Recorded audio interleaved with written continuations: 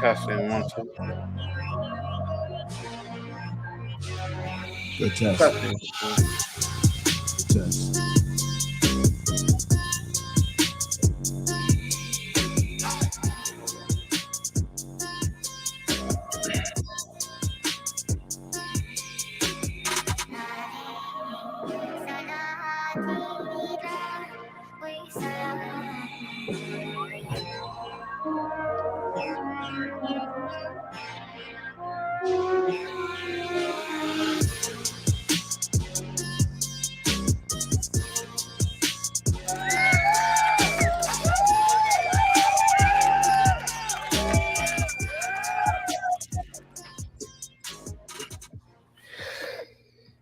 Guys, I'm not going to lie to you.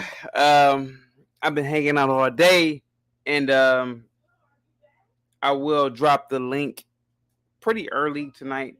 Matter of fact, JR, you could drop the link early. Guys, how you guys doing? Happy what's today? Tuesday? Guys, I live in an infinite universe of infinite possibilities. Uh I love running. I love exercising. And I can tell you this, man. Running and exercising are of great benefit to you. But guys, hit that like button. Hit the like button for tonight. It's a lot of people in the chat. And definitely don't have the chat go to waste. Anyway, guys, I want to talk about Nancy Pelosi in Congress, actually. But nevertheless, though, I will get into whether or not the question pertaining to tonight, should Congress be allowed to hold or have shares of stock? But anyway, guys, I actually want to sing a song before I get into tonight. And this is Breathe In by Terra Lumina. The song is Breathe In, Breathe Out. We're still alive because O2's throughout. Air due to plants and algae, plant light, and we breathe. It's all it takes for plants to make their food in the air we breathe. From lowly grass to lofty trees, all plants on earth hold the key to all we eat and all we breathe, to the source of all our energy. Guys, I will be dropping a link early tonight for Nancy Pelosi. So anyway, nevertheless, Nancy Pelosi is she is the Speaker of the House, and her husband is a very, very, very well-to-do businessman. Combined, they own $150 million worth of assets or financial assets. Guys, I guess the question is,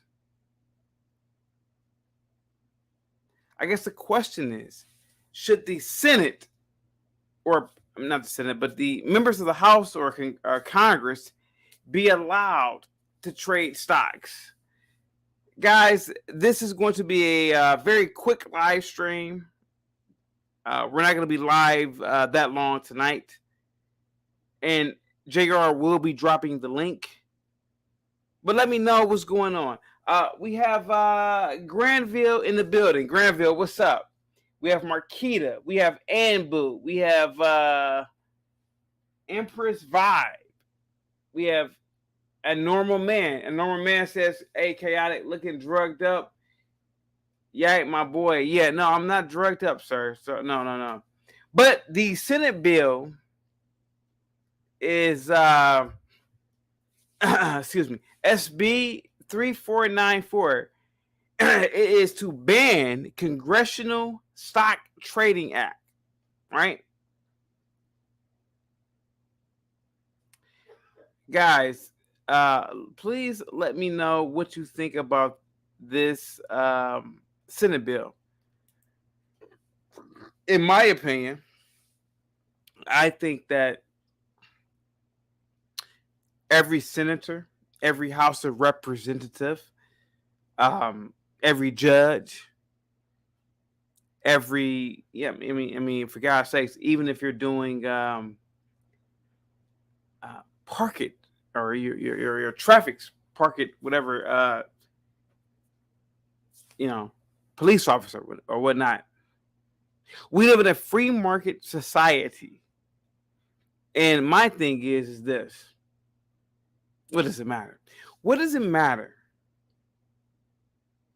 And if Nancy Pelosi, and I mind you, I did a video on her the other day, and you can look it up. If she is aware of information about any type of for-profit company, so be it. Why not? And the link is dropped.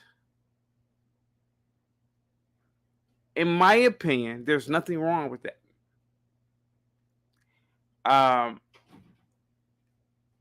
Get your weight up. Get your game up. Become a better financial trader, right? A lot of people are pissed off about Nancy Pelosi and her husband. But my thing is this: you have every opportunity to do what she is doing. The link is dropped. What's up, guys? So let me read the chat real quick. Marcel says, let them own it, but they shouldn't be able to vote on any bills, hear me out, or hear her out, that help or not help with those companies. Drewski says, chaotic for president. What's up, Drewski? Empress Vibe says, chaotic had an edible before he went running today. I didn't go running at all today, but salute to you, though. Peter says, salute to Chaotic Truth. Thank you so much. Let me see who else is in the building. Carrie says, these comments. Divine Vibe says, these comments. Absolutely. Our normal man is just laughing. Guys, what do you think? What do you think about Congress members being able, Nancy Pelosi, being able to, in my opinion, manipulate the stock market? The link is dropped. Cam up if you will. Let's discuss this. In my opinion, Nancy Pelosi, just like any other member of Congress, the Senate, they are participating in a free market society. And no one should be pissed off. We should embrace the fact that they are being players. Now, mind you, Nancy Pelosi is damn near 90 years old. She's worth $130 million. And if she has inside information on the policies and procedures, or if she has inside information or how a company is run, so be it. So be it. And I know a lot of people, they're going to be mad at me. They're going to be mad at JR. They're going to ask JR, hey, yo, why you let him do his own show tonight? But I'm going to tell you this. It's all about capitalism. The link is dropped. I want you guys to know, or I want you guys to ask, or I want you guys to call in and ask about Nancy Pelosi. I want you guys to ask about Congress. I want you guys to ask about what is going on in our government. Eric, if you are out there, please cam up, my good sir. But let me know. Let us know what's going on. Let me see. The bill is called Senate Bill 3494. It is to ban Congressional Stock Trading Act. Now, mind you, I don't think that this will have anything to do with Nancy Pelosi and what she's doing already. I really believe that it will have everything to do with the fact that, okay, you know what? Your husband is involved in the aspect of being an executive or a board member. However, this bill will free you of an association. What do? Oh, well, you know, my husband, this, that, and the other. Okay, how about this? We'll let you be a consultant. And that's what I think this bill is about. Guys, please feel free to cam up.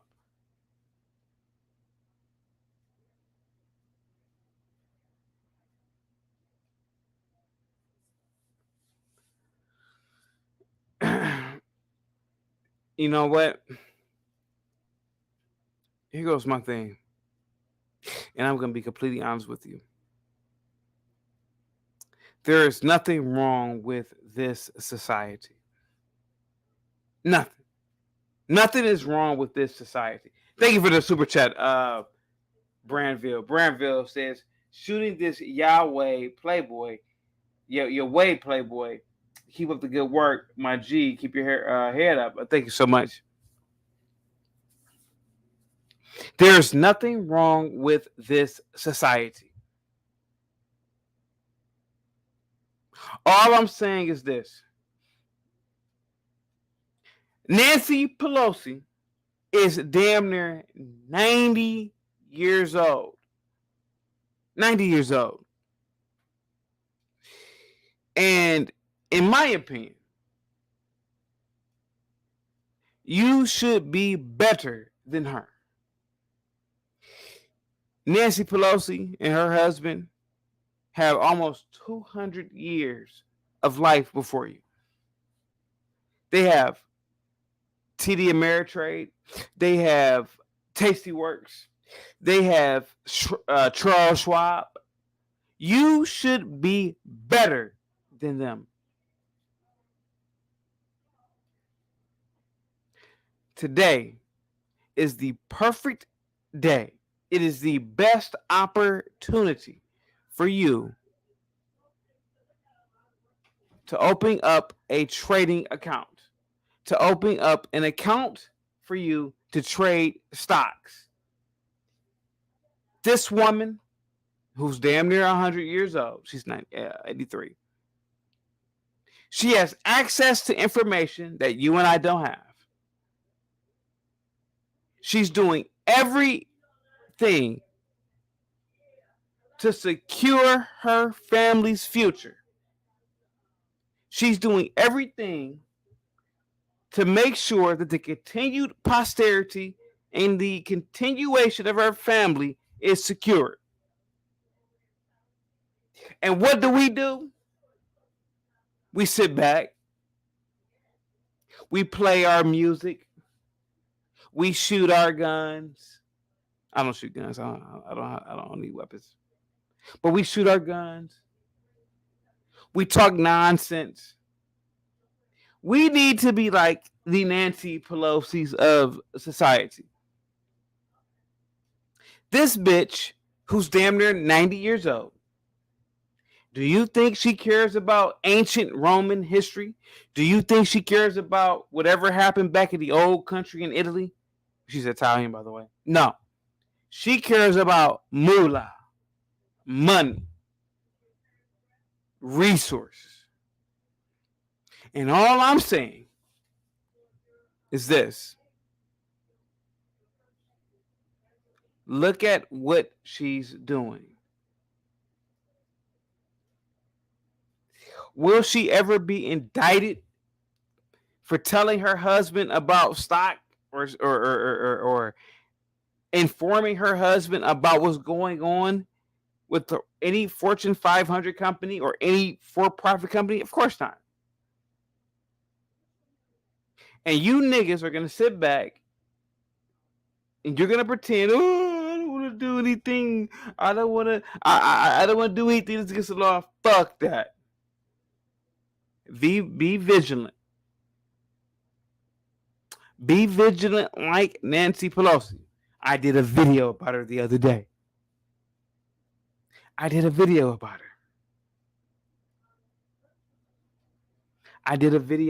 her. And she's outperforming you niggas. She's outperforming you. And me too. This bitch is almost 90 years old. Her and her husband are worth almost $200 million. And we sit back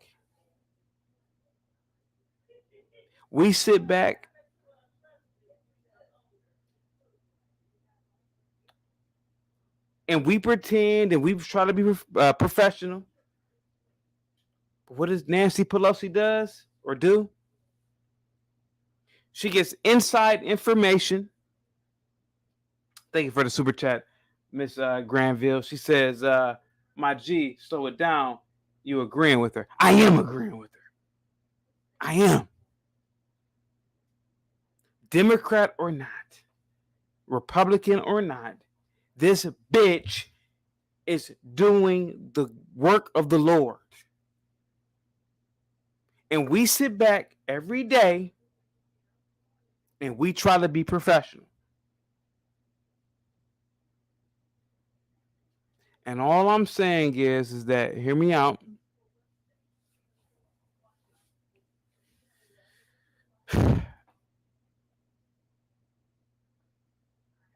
Life is too fucking short. It's too short. Life is too short. I'm damn near 40 years old. A lot of you niggas are damn near 50. A lot of you niggas are damn near 60. And you got this bitch, Nancy Pelosi. She knows about for-profit companies. And she's willing to trade in the interest of her family. But a lot of you dumb niggas are going to sit back. Oh, I ain't trying to get in trouble. You think Nancy Pelosi is thinking that? Hold on for a second. Who is this? Hey, man, what's up, man? What's up, my brother? You got an echo. What's going on? What's up? I got you on. I got you on the TV. I turned that down. Yeah, what's up, man? What's up? I hear what you're saying, bro. I think you're right on point with what the. Hey, man, cut the bullshit, man. Hey, man, what do you trade stocks, sir? A little bit, not much, not a whole lot. What trading account do you use? Do you use TD Ameritrade? Do you use Charles Schwab? Do you use E-Trade? Which one, sir? E-Trade. E-Trade. Okay. Okay. Do you use common? Do you trade common shares or do you do stock options? Normally stock options. Okay. What's going on? I don't know what we're going to have to do to get our stuff together. We've got to start getting together as individuals. Yeah. As Black people, but we also have to start to understand that the head start that they have, we can now do if we choose to. But we have to make the choice. You know what I'm saying? If we don't make the choice, if we don't start getting the stock options, if we don't start understanding how this money is playing out within our society, we're going to lose every day. Okay, go ahead. So, like I think our dollar stays within our community an hour. in most African American communities. That needs to change. But the only way that's going to change is if we start controlling our dollar. If we stop going to these companies and businesses where they are using us and taking advantage of us, but we still give them our dollar, then what do we have at the end of the day? You know what I mean?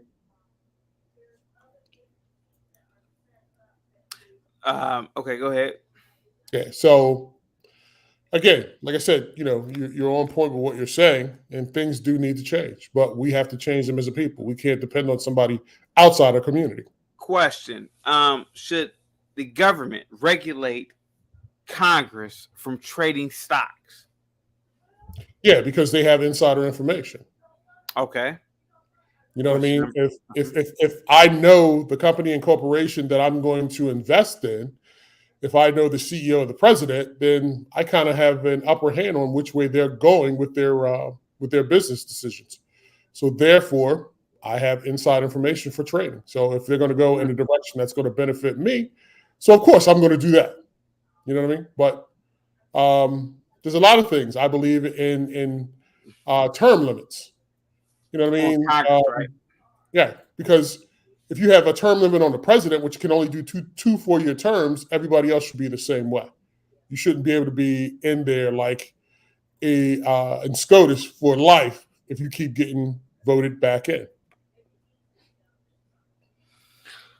Um, do you do real estate? Very little. That's that. My wife Okay. does that. She's Okay. into banking, so my wife Okay. is that's her thing. Well, thank you so much, my good sir. And I probably won't be doing a panel tonight, but I'm so glad that you cammed up. Thank you so much. Nah, not a problem. Not a problem at all. I Absolutely. appreciate you, brother. Absolutely. That All was right. Ricky. Yep, that was Ricky Williams on the ones and twos. Guys, listen to me. Listen to me. Open up a trading account. You black asses will sit back and you will pretend that the white man is bogging you down. You will pretend that the Asian, the Arab is bogging you down. All you have to do is open up an account with TD Ameritrade, Charles Schwab, etc. Start trading common shares of stock. Start trading, well, this is pretty risky, but start trading stock options. I love stock options. Nancy Pelosi is damn near 90 years old and she is outperforming me, you, and everybody. Her and her husband. They are worth $130 million and has nothing to do with the fact that they are white. It has everything to do with the fact that they have figured out how to make money and how to make money for their family and how to make money for themselves.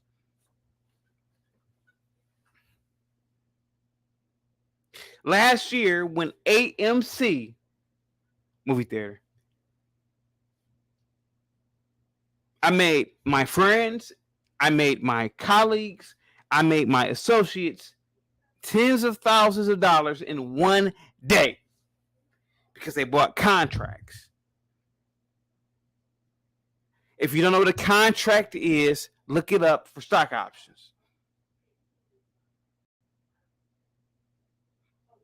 Now, you niggas will spend tens of thousands of dollars on food, Jordans, house, etc. I am telling you that the stock market, that the Forex market, I don't fuck with cryptocurrency. I'm not gonna name that, but the stock market, Forex, will lead you into a path of wealth. Hear me out. Hit that damn link. Bob with the $5 super chat says, after a certain level of wealth, money finds you even if you turn it down. Absolutely. I totally agree.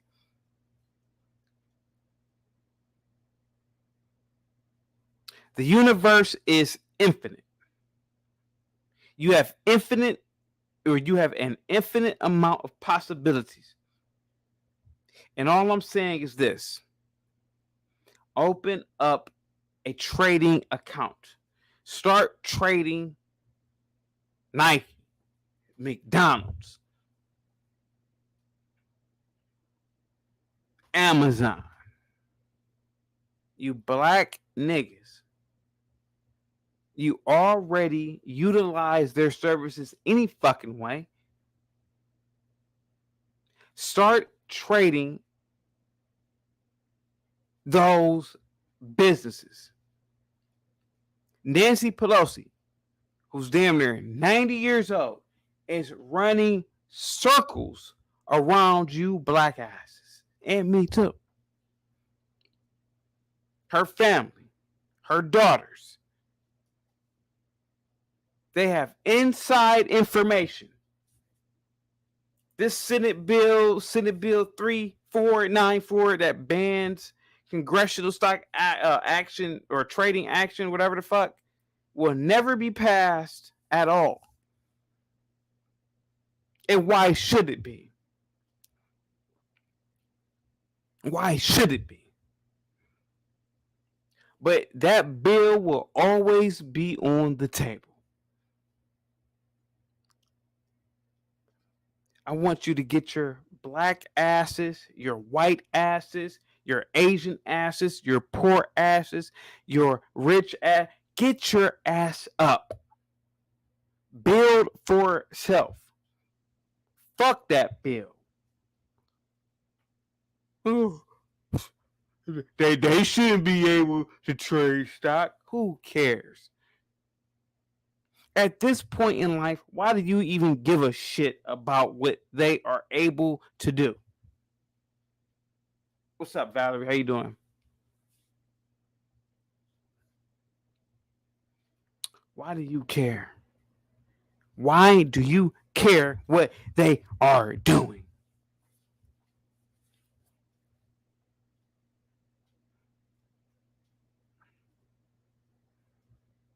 Start doing for self. Start building for self. Stop worrying about what supposedly rich people are doing. Man, they shouldn't be. If we need to regulate them, fuck that. Regulate yourself. What's up? Granville says, what type of brokerage account should I open? A TD Ameritrade account. Are you going to get rich overnight? Fuck no. You won't get rich overnight. But what I can tell you is this is better than begging. Begging the white man. Begging society. Begging history. Why am I in a position like this? You're in a position like that because you're constantly begging. What's up, Seven Steel?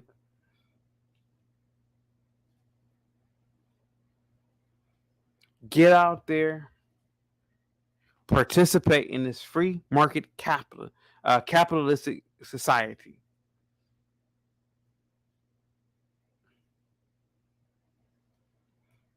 Nobody is stopping you. Whether you're black, whether you're white, whether you're Asian, whether you're female or a woman, it is an equal opportunity. And especially if you are young, quit giving excuses. Oh, I'm black, I can't do nothing. Ain't nothing worse than a nigga giving excuses. What's up, Granville? Thank you so much for hitting that super chat. Get your black ass up right now. Stop blaming white. Stop blaming movies. Stop blaming society. Start investing. Fuck Nancy Pelosi. That bitch has, listen, she figured it out 80 years ago. I used to be like you niggas. Oh, Nancy Pelosi. How she know about what a company about to do? How she know about the board of directors? Fuck that. You need to know about these Fortune 500 companies. You need to know about their R&D, research and development. You need to know their next moves. You black asses. You need to know about everything that these companies are going to start doing. I support Nancy Pelosi. Thank you so much with the super chat. I support everything she's doing. Hit that like button. Show support for this channel. Drop that StreamYard link, JR.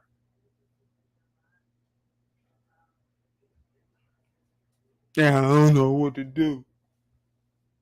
Man, you cooning, chaotic. You cooning. How am I cooning, nigger? How am I cooning? Because I'm keeping it real. Get you an LLC. Rent you out a office spot. Get you a intern or two. Simple shit, nigga. Get you some simple shit going on. Nancy Pelosi is no smarter than you, nigga. She's an old white woman. You have more access to information. You have more access to resources than that old bitch will ever have. Period. Point blank.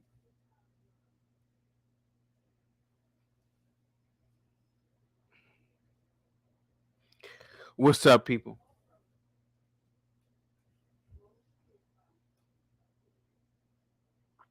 I want you guys to hit that like button, subscribe to the channel, tell your friends about the Lapeef Network. Do everything you can do to support the channel. And let me tell you something. Don't ever feel intimidated. Don't ever feel like, oh, I ain't got nothing to say. You have a million things to say. And you could be right or you could be wrong.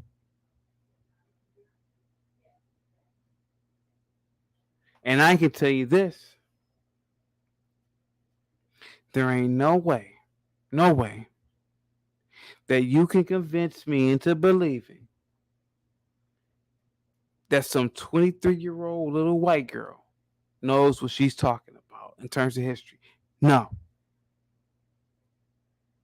I know what's going on. You know what's going on. You've lived through it, nigga. You've lived through it. Thank you for the super chat. X Pharaoh says, I don't support Nancy Pelosi, but those in that same party as Mitch McConnell are sellouts to both themselves. Hold on for a second. And this nation. Don't get fooled with these people. Oh, she's in Congress. She knows what she's talking about. She don't know what the fuck she is doing the next hour. She's old. She's decrepit. She's pushing 100 years old. Start running for your local council. You black asses, or if you're white, you white asses, you have every opportunity to run for council. Who's stopping? The white man. He don't want me to run for council. Who? What white man, nigga? What white man you talking about? Run for council, nigga. Be your alderman. Run for mayor. You can be like a Nancy Pelosi, motherfucker. You can have inside information on businesses like this old bitch does.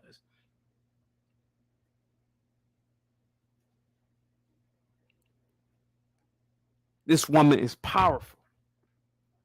And she is. She's very fucking powerful. And you can be too. I dropped that link. What's up? Hit that link, man.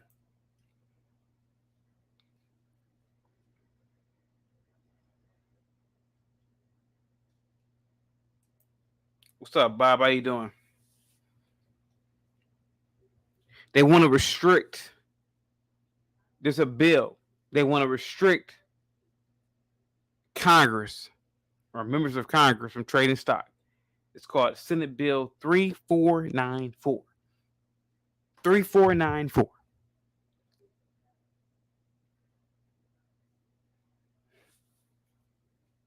They want to restrict Congress.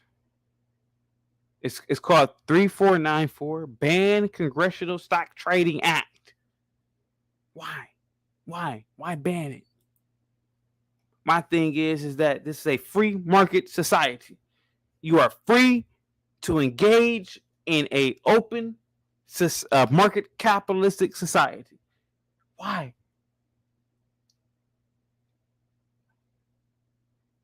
We got pussies that are senators, pussies that are governors, pussies that are mayors,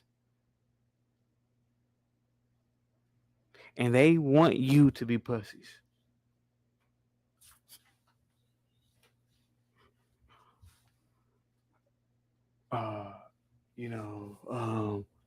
There should be a legality here, and people should be free to be equal. No, stop it.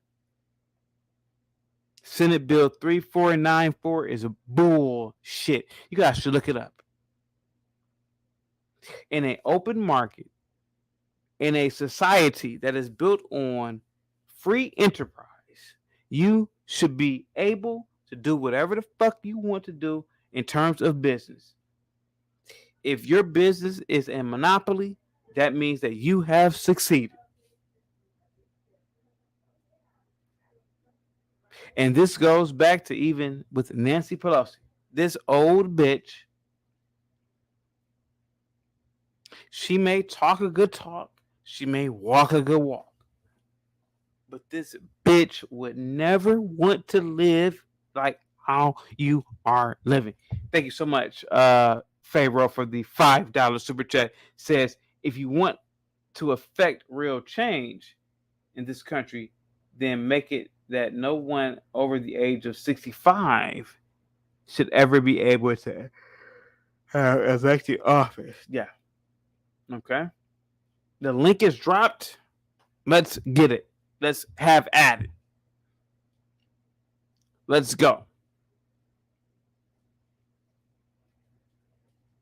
But you can't tell me, mind you, I went to school with a whole bunch of Cambodians, Black Americans, and I can tell you, everybody's given a free pass in this society.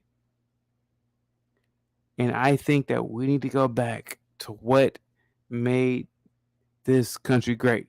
Everybody has to earn shit. And that is the beauty of this country. I think, to be completely honest with you, if we went back to, oh man, yeah, he worked hard to be a doctor. He worked hard to be a neurosurgeon. He worked hard to be whatever. That's respectable. But this participation trophy generation is ruining this country. Tell me I'm lying. Tell me I'm fucking lying.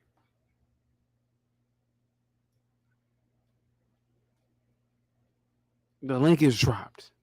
The link is dropped. Let me know if I'm going crazy. Let me know if I'm on point. Let me know if I sound like a fucking blithering idiot.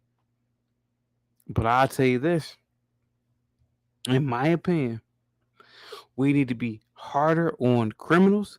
We need to be harder on society in terms of the courts, and everything will run fluent.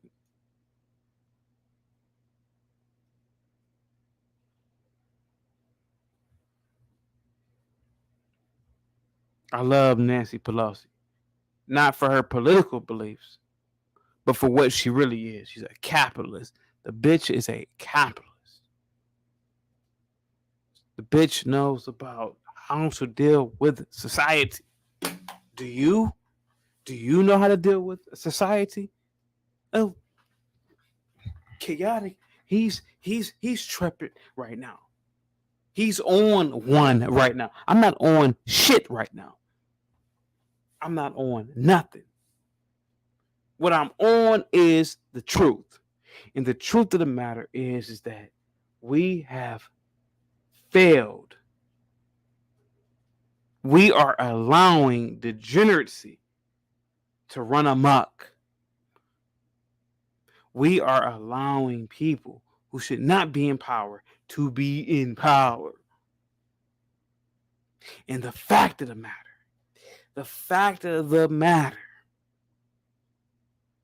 is that people like myself, people like you, we ain't doing shit about it. I gotta agree with Eric, patriarchy. He's right. Other groups of people, they are vigilant in getting their point across. When are we going to be the same thing? When are we going to do the same thing? I love this country.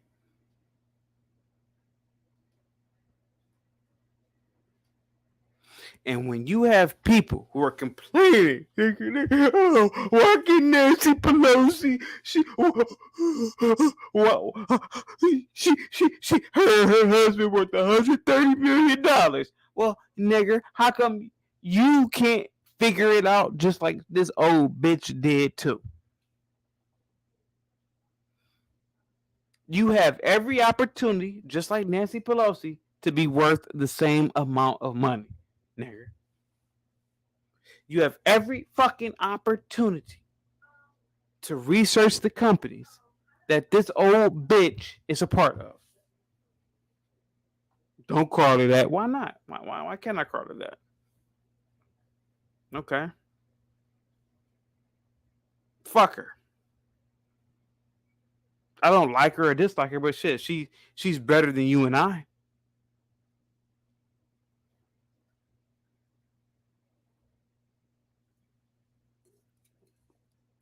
Get them likes up, motherfucker. Get them likes up. Get those fucking likes up. Senate Bill 3494. Look it up. Research it. Read over it. Nancy Pelosi. This bitch is 90 years old. She's running circles around us, the common people.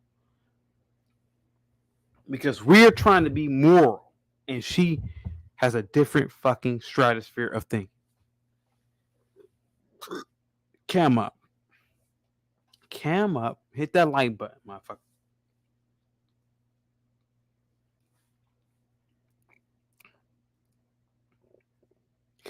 She ain't doing this. She ain't doing that. She ain't completing her sentences. So what? So what if she's not doing those things? But what she is doing is this. She is participating in a free market. She even had to tell you idiots that black, white. Remember this just 3 days ago? Oh, she said to herself, "Hey, yo, this is a free market. It's a free market." She's 100 years old. And you liberals, you white liberals, you black liberals, you pussies. Oh yeah, yeah. Well, she's just making every excuse to be a pussy, but she's telling you flat out, "Hey, yo, this is how it is.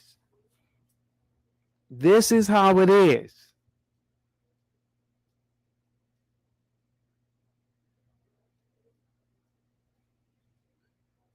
Hit that like button, man.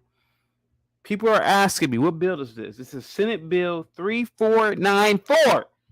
3494. Look it up. You got this old woman who shouldn't even fucking be in that position. She's dictating the terms of this damn country in terms of legality. And you sit back and you just listen to it. Whatever law she makes, I'm cool. Fuck that.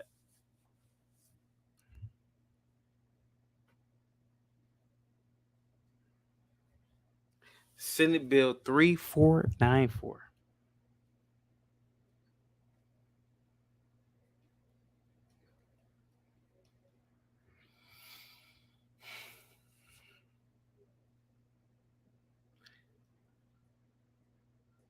Crazy says chaotic is trying to be a shock jock like Star Terrain for the Star Report.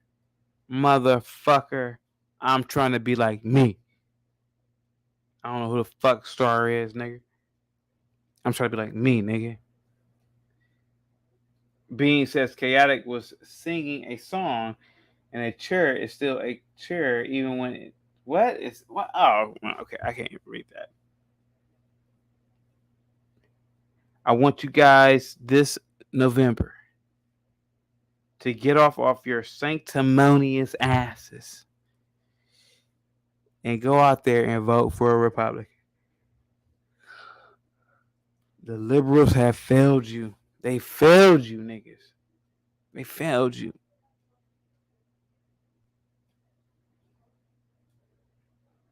They failed you, niggas.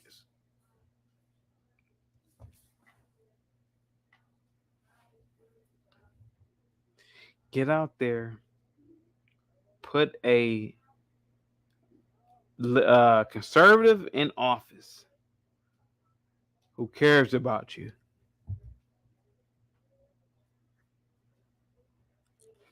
What have the Republicans done? What has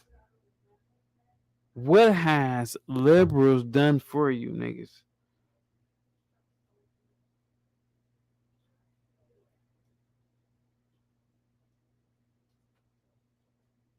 What have they done for you? Nothing. They've done nothing for you. I'm gonna drop this fucking link, and I want you pussies, you fucking liberals, to cam up and let me know what the fuck have they done for you. I'm gonna drop this fucking link. What's up before the billions?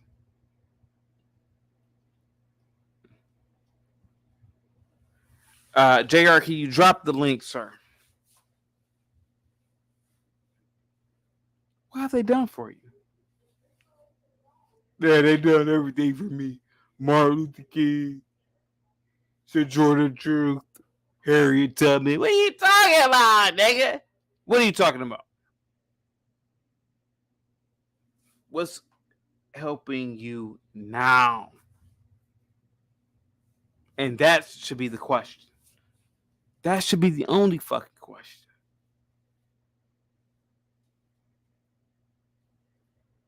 That should be the question.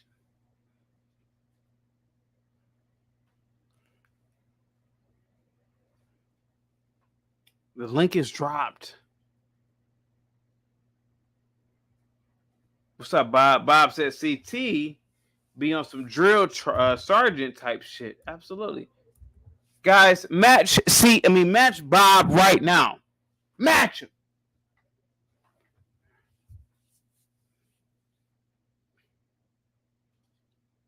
PSW says chaotic looking like to Wally, practical of absolutes. What? Prove me wrong. Prove all of us wrong. We need to have a strong. Oh, sorry. Excuse me. We need to have a strong black leadership. Period. Point blank.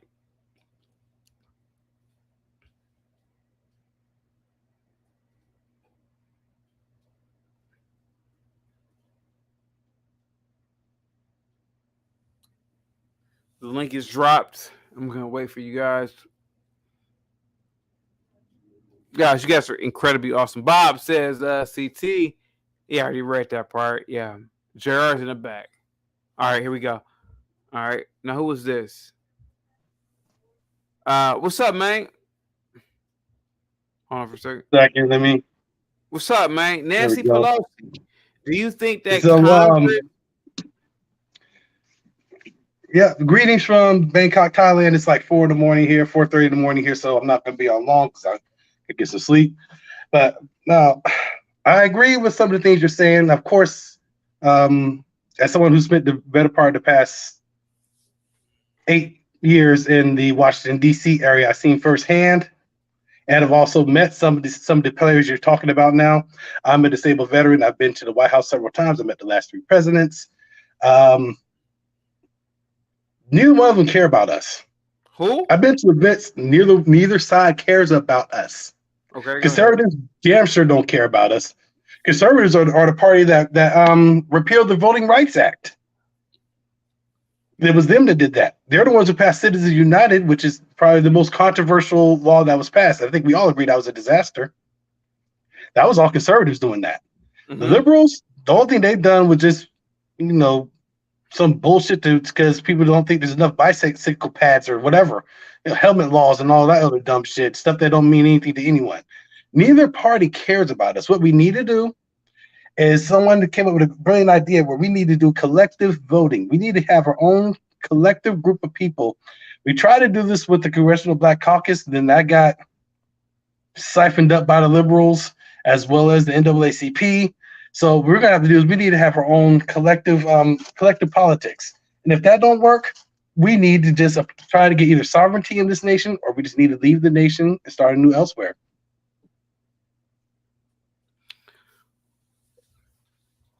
Would you lick Candace Owens' coochie? Keep it real. No. Okay. Why not? Because she first wants to marry a woman, or she's in a relationship. If she wasn't married, sir, what would you do? No, okay. I'm not. It's not that I don't agree with a lot of things she say. Okay, it's not even that, but it's also at the same time there is some things she said that has been so completely off whack, completely off base that I'm not even going to bother trying to even entertain anything. I mean, it's just like you hear some of the dumb shit that came out of liberals' mouths. Yeah, I'm listening. You hear dumb shit come out of conservatives' mouths. Yeah, being raised in the South Carolina. Conservative HQ, for the most part, some of the most racist policies I've heard in my life came from the minds of conservatives, outside of one, and that's a 3 strikes you're out. That's a Democratic law that came from the Dems. The 2-party system, to quote the great Lewis Black, the political party system in this country is a bowl of shit looking in the mirror at itself. Sorry, a bowl of feces looking in the mirror at itself. And it's what it is. It's the only difference between these two, the 2 bowls of turds, is the smell.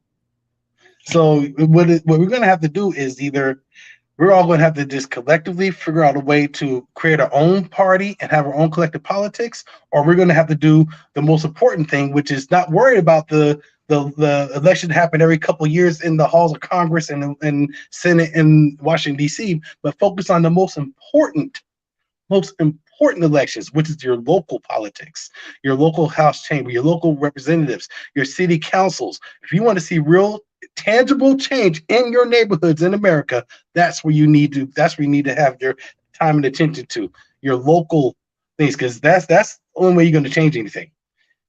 You want to stop the school to prison pipeline, change out the judges and prosecutors and sheriffs in your town. You want to do something about education, you need to get rid of the superintendents at your local school districts and get someone in there that has your best interest at heart. I mean, that's just the way it's going to be. But I don't want to take up too much time. You're doing a good job, but you're a little off base here trying to tell people to vote Republicans, man. Republicans don't give less. Yes, man. Hey man, I've listen. been I've been to these parties. I've heard what? rich. I've heard the conservatives call. I heard conservatives call rich conservatives call the lower income black folks trash as well as the lower income white folks trash. Why does that bother you, sir? Why does that bother you? Because I'm a 100% disabled military veteran who has to live the rest of his life in extended pain Salute due to to the you, sir, sacrifices I made to this nation. But all right, salute to you, and thank you so much. But why does that bother you? What bothered me? What the Why stuff does that that bother you about what people are like, how they're living their lives? What does that bother you so much? how people choose to live their lives? How people choose to live their lives doesn't bother me. Heck, I made ultimate sacrifices for people's rights to live their lives according to the Constitution. It's just the issues when they try to push their beliefs on other people. That's why I said the best thing to do is just focus on your local elections to affect the real tangible change you wish to see. Get around like-minded individuals that's going to help you achieve a cause. But the only problem is we're all just a bunch of. You want to know something? You know what? You want to know something the liberals really did that really fucked up this nation? Go ahead. They divided us. We They gotta watch our divided us mouth. in so many groups. Yeah, go ahead. They divided us in so many groups that were easily conquered. Divide and conquer. They're easily conquered because we're divided in so many small groups that it won't take much to conquer one group. We got everybody's divided by their race, religion, ethnic, social backgrounds, job, income status, race, whatever, all these different things. And then amongst all those different groups, people are organized by LGBTQ. Now they're organized by their income status, their race, and their jobs and whatever. See, it's just all these different things. They do what they can do to late great George Carlin to keep us fighting with each other, so the rich keep going to the bank with all the fucking money. We gotta watch our mom. We're going to the bank with all the money. Yeah, go ahead. And that's been the biggest issue. It's we are so easily distracted. Oh, look at this. Here's something to be outraged with. All right, go fetch it. Now let's go run to the bank with all the money.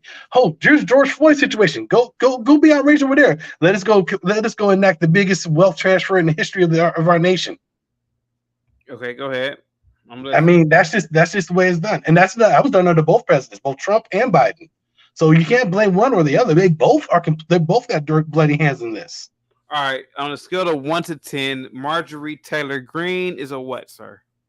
Marjorie Taylor Greene is beneath the length of my ball sack. Let me get you the fuck up out of here, man. It's what it is, bro. Go ahead, man. All right, bro. All right, hey, salute, man. Thank you so much. All right. Yep. Thank you so much. I have no idea what the fuck he was talking about. He kept cursing. He was vulgar. Guys, please hit that like button. Guys,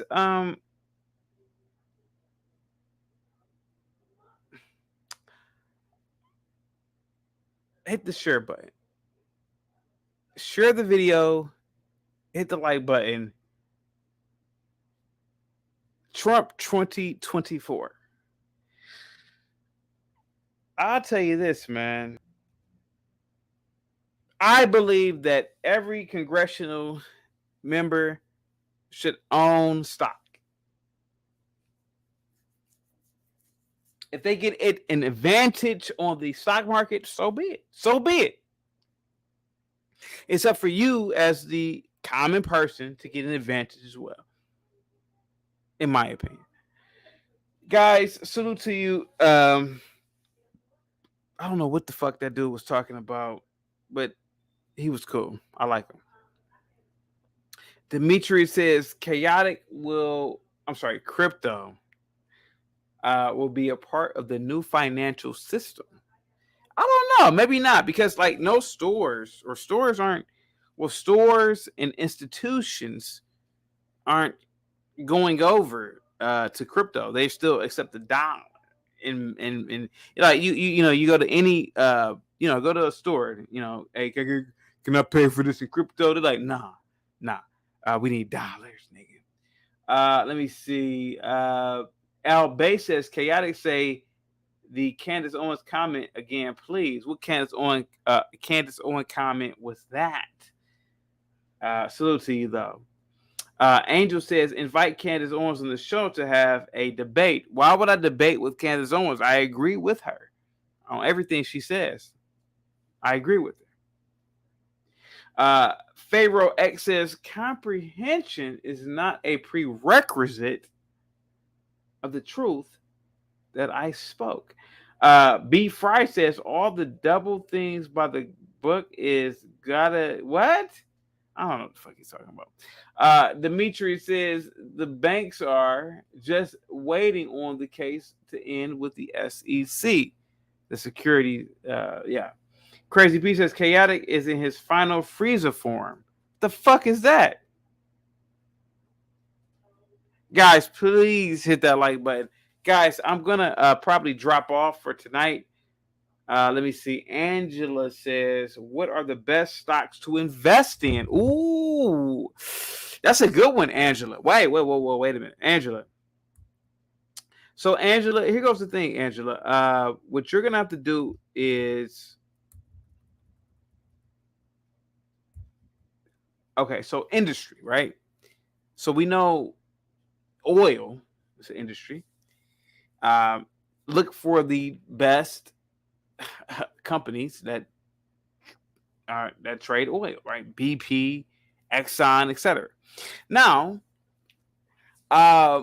if we're looking for innovation, look for Apple or look for Microsoft. You know, I don't know. It's really hard to answer that question, but I'll tell you this: look for travel within the next year or two. Travel took a debilitating hit during COVID. For example, Carnival. Carnival will probably be a great stock to invest in within the next 6 months. You know, look into like travel. Look into like AAL, which is American Airlines. Look into other traveling companies. Ford is a good one. Ford might be Ford might be trading at $15 a share, but you never know. Ford might be at $20 a share within 6 months or a year. Get some stock options in that. Guys, please hit the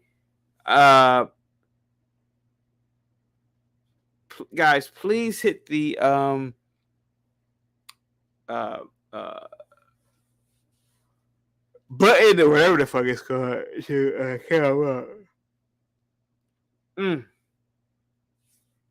Let me see who's in the building. Guys, please hit the like button and please subscribe. PetSmart. I don't know if PetSmart is publicly traded. Farad says, what did he say? Wait a minute. What did he say? He says 80% of normal people lose in investing. Before you invest, learn about accounting. That's my advice. Hey, man, do what you got to do. Guys, I think I'm going to end it for tonight. Nobody is camming up. I will be back next Tuesday. But, guys, what do you think about members of Congress? Do you think that they should be allowed to trade stocks, or should there be some sort of restrictions or some sort of regulatory body? I think that members of Congress have positioned themselves, Nancy Pelosi, to be winners in life, and there's nothing wrong with that. But what do you think? Let me see. I dropped the link. Hold on for a second. Let me drop the link one more time, and let me get up out of here. Give me 1 second, guys.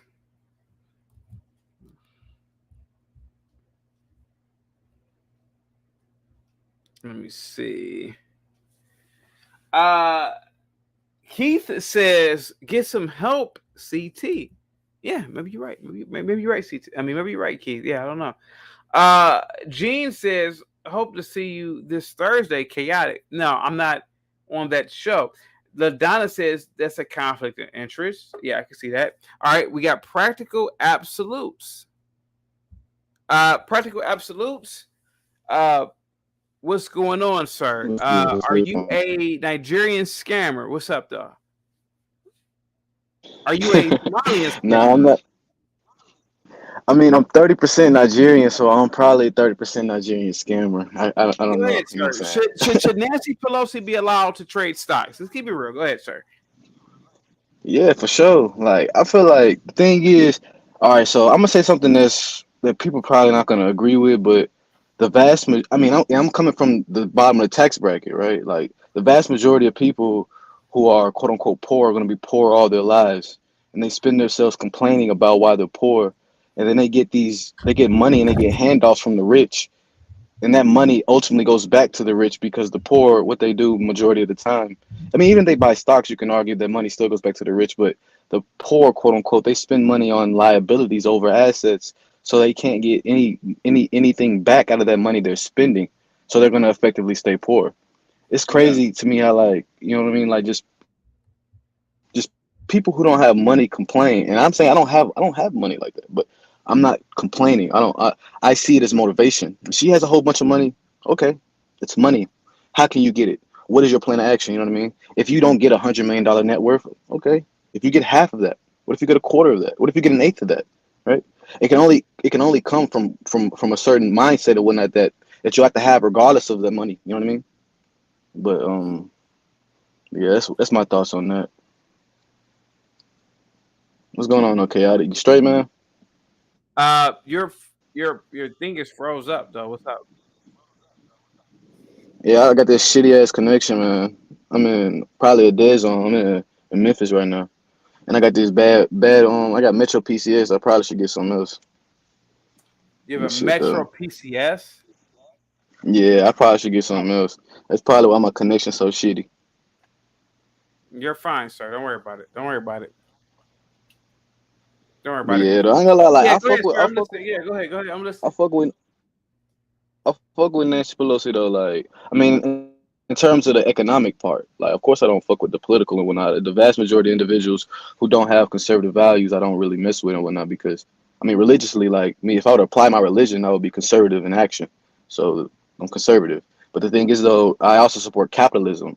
You know what I mean? And it's crazy how, you know what I mean? People be getting mad at capitalism on certain ends, like when Nancy Pelosi makes money, but then they're totally fine with it when they make money and whatnot.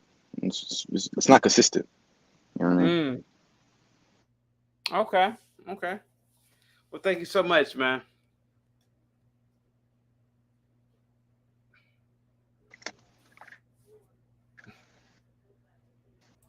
Practical absolutes. Thank you so much, bro. Yeah. Um, guys, the link is dropped. Please cam up. I don't see anything wrong with what Nancy Pelosi is doing and other members of Congress. If they have a advantage, so what? It's a free market. They have positioned themselves to have access to information involving Fortune 500 companies. And if those companies are publicly traded, so what?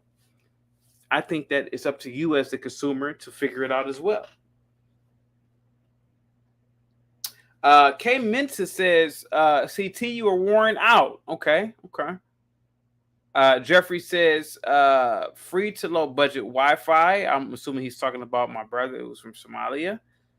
LaDonna says, uh, Nancy Pelosi trying to run a new world order on your boy, Putin, Vladimir Putin, said he got to be a part of the new world order. I don't know what the fuck you're talking about. Guys, please hit the like button. What do you guys think about me? Oh, wait a minute. Okay, we got Gilded Kwan. Gilded Kwan, what do you think about Nancy Pelosi and other members of Congress trading stocks, sir? Go ahead. Treason, man. It's treason. I've always said it. Let me get you up out of here. So, how the fuck is that treason, sir? Go ahead. Because, like, think about it. So on one end, you got people like Hunter Biden, right? Yeah. I'm pretty sure um, I'm pretty sure he does stock trading and all of those things. But again, when you have people like Hunter Biden who does trading and is very irresponsible with the trading, and you get involved with other countries that we now have ties to, that's how things get compromised. Because let's say for example, Nancy Pelosi, I don't know this to be for certain. Let's say she has dealings with China. She's invested in Baidu or something like that. What's to say that she doesn't favor legislation that would benefit the Chinese because of her business interests? Mm. So that's what I'm saying. No one should have a business interest with companies that they could possibly write legislation for to their benefit because it's a conflict of interest. Of course, if I'm invested in the oil company, the oil lobbyists are going to be my best friends, and whatever they say goes. Of course, if I'm invested in whatever company, when their lobbyists come, well, let's say Amazon, if if it comes a time they need some legislation passed, guess what? You're invested in my company. I need that legislation passed. So it's a conflict of interest. Do you do what the people need, or do you do what enriches yourself? Mm. Okay. Trigger Mike, what say you, sir? What's up, fellas? It seems like we right back starting up from last week, right? But no, Gilded Quan, honestly, nobody can actually debate what you're saying from a moral perspective, right? There's no debate. You're 100% spot on. When you get into a free market system like we have, this is where it starts to get very gray. These politicians, especially in American politicians, in a free market system, it's not a coincidence that most politicians are lawyers. Mm-hmm. Okay, they know how to skirt. They know how to skirt the law. They don't have to break it. No matter how immoral it may seem, they are just riding that thin line and trying not to cross it. And they'll be able to argue themselves out of it if they ever do. Most of them anyway. So, from a moral perspective, you're absolutely right. But what I'm saying is that when you look at, like, you talked about lobbyists. Well, in a free market system, if it was supposed to be illegal for our representatives to participate in the stock market and trade stock, lobbyists would be banned. You see what I'm saying? So if the simple fact that they allow these lobbyists on the floor to get within arm's reach of these representatives, you already know these things are going to happen. I think if we had to just lay it out there as to what are we looking for, as to say, hey, that's bad, it's direct influence. Things can be going on behind the scenes. Of course they are. That's no denying that. But we're looking for direct upfront. I sent you an email. I told you to vote no. Yeah, that stuff is wrong. When it's in the face direct type of collusion to for a financial benefit or otherwise. But I really feel like there's no way to get around it unless we are going to cold turkey say our representatives cannot trade in the stock market. You will get lobbyists influencing their vote But one way but or another. but here's my thing though. Because I remember there was a time where there was a politician. I forget the politician's name. He was North Carolina's politician. He was running in that Gore election. I forget his name. He had like a nice haircut, and all they kept talking about was how much money he spent on his haircuts and all of these things. You know He what I'm ended talking up in about? scandal, right? Yeah, Edwards, I think. yeah. And I'm like, okay, so on one end, we demonize this guy for just getting expensive haircuts, Yeah. but we also on the other end allow insider trading because to me, that's all it is. It's just insider trading. It's Mhm. no way that you're going to tell me that she's pretty much her husband just knows all of the right moves in the market. Like I'm pretty sure like they knew how to sell stocks off before the housing crisis happened. Like it's just ironic that they just make all the best moves given his wife has all the best information. I mean, look at it this way. It's like I looked at that when it just happened about 2 years ago. I think it was like Kelly Loeffler of Georgia sold a bunch of stock, or the guy she was, the other senator of the state, actually. Yeah, they both sold a bunch of stock right before COVID hit. And it's so interesting because it's like, what do you do with the information once you have it? That's what I was talking about last week. It's saying, can they prove that this? I already have the information. There's no way to unhear it, how this is going to affect the stock market. Am I about to purposely lose millions of dollars in the stock market now that I have this information because it's the quote unquote right thing to do? I want to know what the average man would do, even if he only had $50,000 and he also had that information. What I'm saying is, I don't really put these people through a moral litmus test for that. I feel like everyone is trying to get that level of access. I know I am. And I'm not saying that I'm going to be out here cheating with it, but I'm saying if I don't have it, somebody else, we're all trying to get that plugged into the system to where we know things before they happen. That's my viewpoint on it.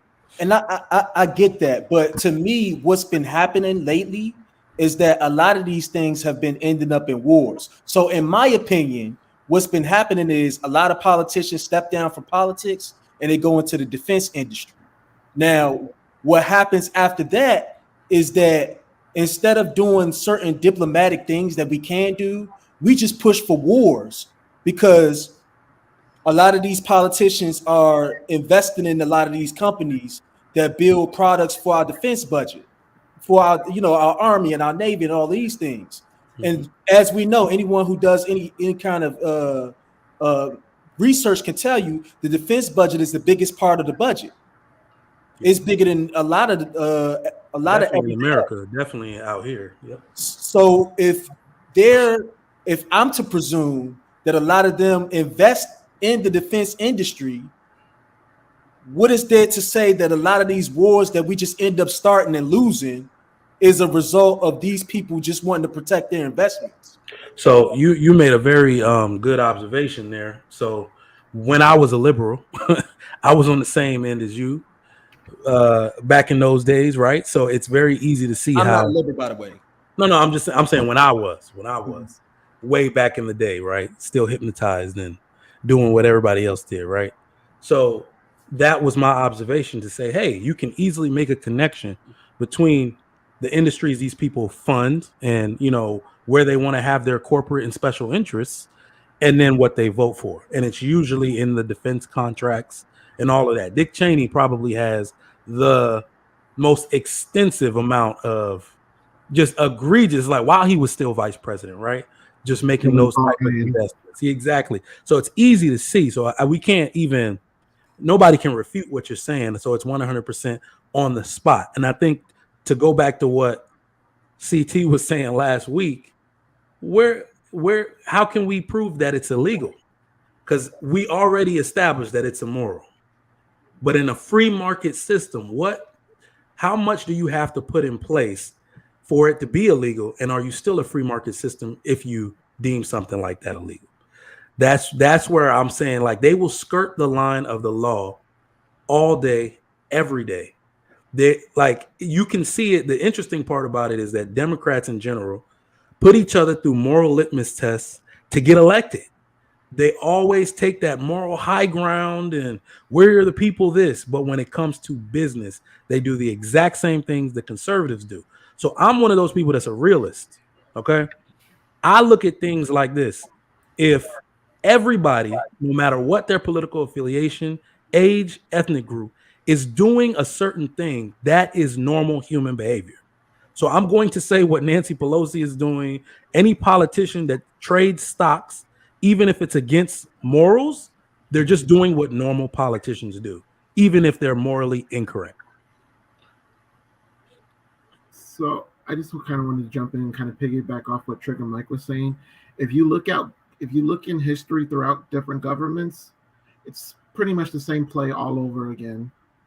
Like, it's just this time it's in our faces. We have to live through it. And kind of following back up what you said about the that's part of the reason why those two senators lost, is because this was during the election, right at the pivotal moment. This was broadcast. She was critical of it, of the inside training. Majority of the Dems that are supporting her were critical of it. So I think it's just a hypocrisy that I have an issue with personally. If you're going to play this game, then play this game. But don't sit around and talk about somebody else doing the exact same thing just because they're on a different side of the political aisle than you. But going back to go ahead. I'm sorry. I just feel like when we give a pass to certain things like this, because again, we are talking about an America that's no longer going to be a world power in the next 15 to 20 years. I mean, The fuck is he talking about? What? What is he talking about? Where Quan go? No. I rock with Gilded Quan. But I'll be damned if I sit up here and let his intellectual, academic ass say that America won't be a superpower. When I was gonna respond to that. No, I'm gonna let him back up. He has freedom of speech. Hold on for a second. Give me a second. I'm gonna let him back up. I shouldn't have did that. I'm sorry. Hold on for a second. Let me let him back up. Sorry, Gilded Quan. I'm sorry, man. I'm sorry. Gilded Quan. I apologize. I'm sorry. Go ahead. I mean, hey, listen. I'm just keeping it real. When you look at these numbers, just strictly the number, I'm looking at the statistics here. Look at the GDP. Look at all of these types of things. Our GDP is number one. I was gonna say now I'm looking at trends. It's not trending. Okay, Quan. It's not trending up. Quan. It's trending. What do you mean it's not Quan. It's trending. You said not a world power. Even if we're not number one, we're gonna be number two. Oh yeah, I'm saying China. Exactly. So I'm not saying we won't be up there, but I'm just saying our GDP is no longer like up and away. It's kind of leveling towards the, if you look at trends and statistics, we're not trending up. We're trending sort of sideways, where there are other countries that are trending a little bit up. And, I'm just saying in the next 15 to 20 years, it's not going to be an America that it was in the 40s and the 50s, where it was up and away.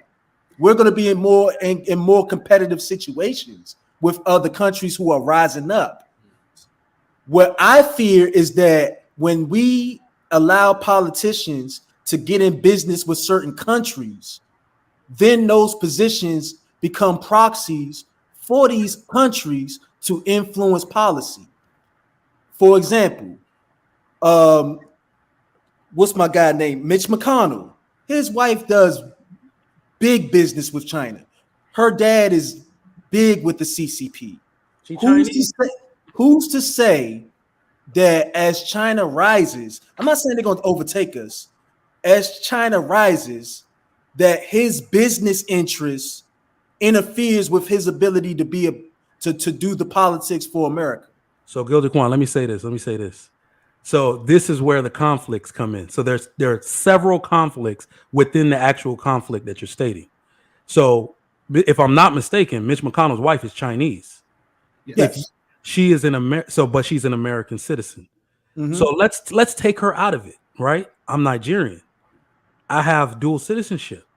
Who's going to stop me in America or pass legislation that I can't do business in Nigeria?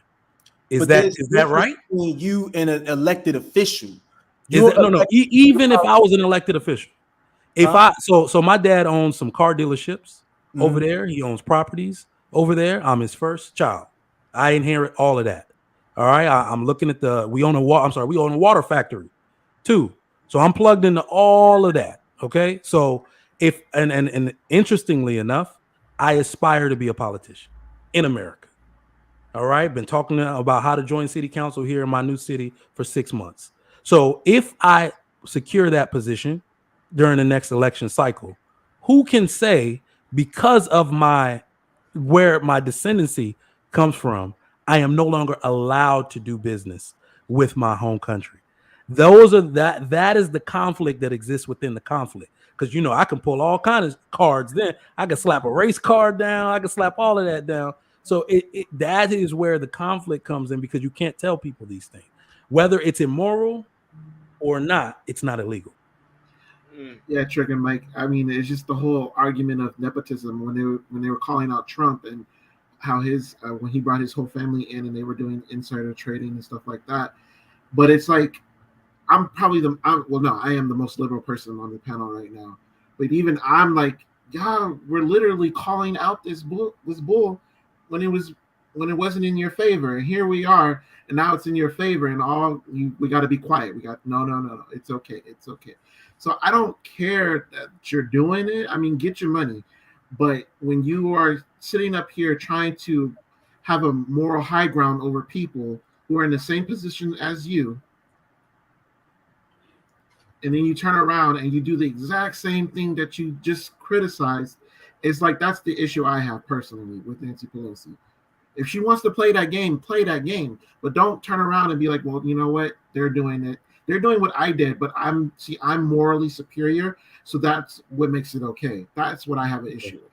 So here's what. Go ahead, Quan. So here's what I'm getting at, because this goes back to last week. It is my opinion that a lot of what we did in Afghanistan was financial. It was more financial than it had to do with actual goals with those people. I believe that we had a lot of business interests in Afghanistan, and we had to live up to those business interests by a lot of those politicians. And I believe the same thing that happened in Afghanistan is now going on in Ukraine, because we have a president, Joe Biden, who has business interests in Ukraine. And they're masking it with all of these things as far as we can't let Ukraine get taken over. If Ukraine gets taken over, those people are they're masking it in that. But the fact of the matter is, a politician has a business interest in a country in Ukraine that for all of my life, we never really cared for. But now all of a sudden, because Biden has these interests in Ukraine, because Hunter Biden smokes some, whatever he does in Ukraine, now it's our duty to protect Ukraine at all costs. So my thing is I don't want politicians to be driven by business interests, because when does it end? Okay, so not even going to beat the Ukraine horse to death today. So because I agree with you, and the reason why I'm gonna say I agree, this is where I agree. Like I said, we cannot prove. Like I said last week, we can't prove any of that. That's why he's that's only speculative. That's why we're over in Ukraine. I believe we're over there for different reasons. But where we do agree is that a politician, especially a politician like Nancy Pelosi, as a conservative, they hate that lady, in the Republican Party. So I understand. Get your money, old lady. I mean, you've been in politics this long. You know how to do it better than anyone. But it's when they're doing it like on the sly, where you said like with the war, using taxpayer dollars. So if Joe Biden is doing what you claim he's doing, Gilded Quan, in Ukraine, that is using taxpayer dollars to enrich himself. That is wrong. Exactly. So, but like I said, we can't prove it. We got to hold off on that accusation.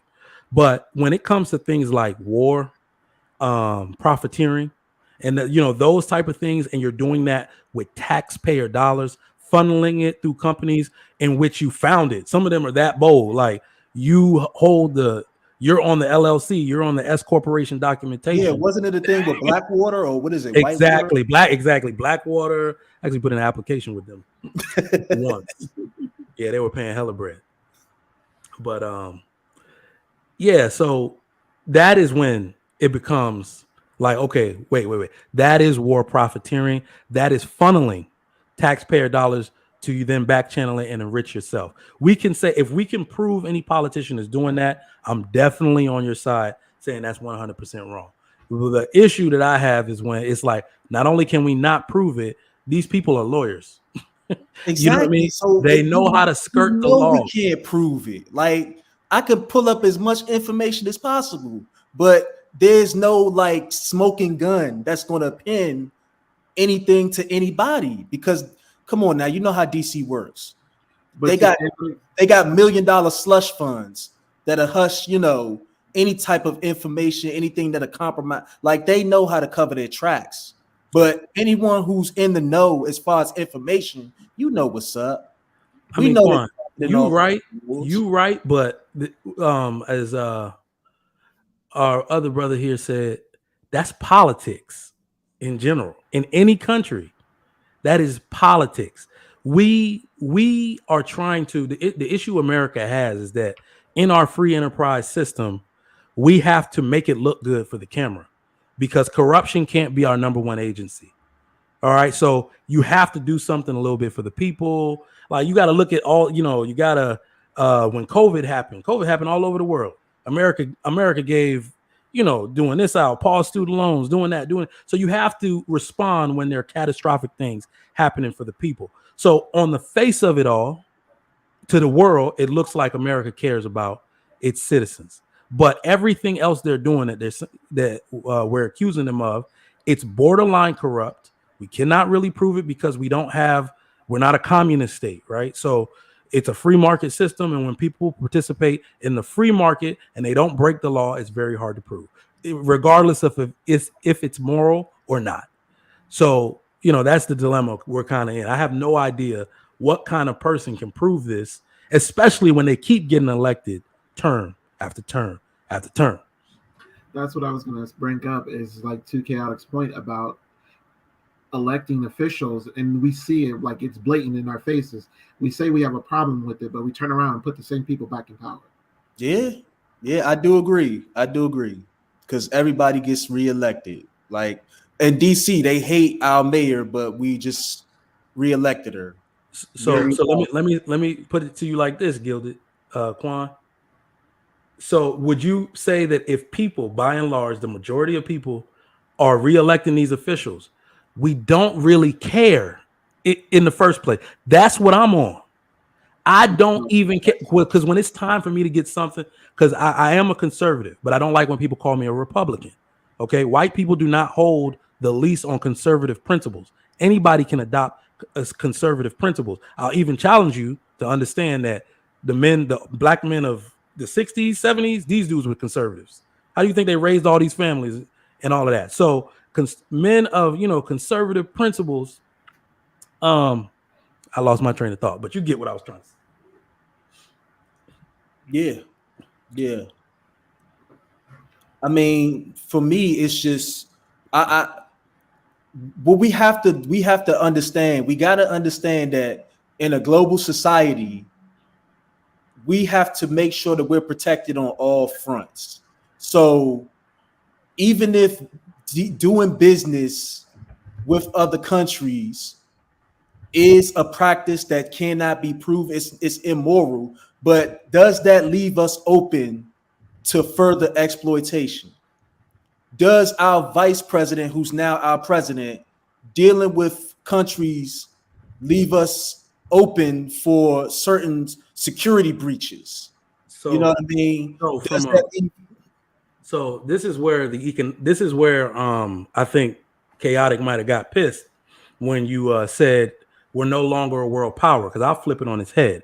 Do you think it may be our affiliation with all of these countries and our dibbling and dabbling in their business that may be responsible for our economic power? It may have a purpose other than the individual politician becoming enriched.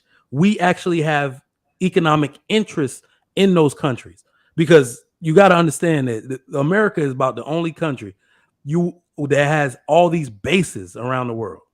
That means we can get in your business. We are in the political business of other countries trying to pull strings. We don't become the number one economic superpower in the world for all these years without that type of activity happening. So I understand that you're, directly against the individual politician benefiting, But do you also think it could be true that America itself benefits from these foreign interests in the other countries? Oh yeah, yes. So you have to have a foreign presence. You have to have bases. You have to be in other countries, business per se. But what I'm saying is that when you have countries that do not, certain countries don't play fair.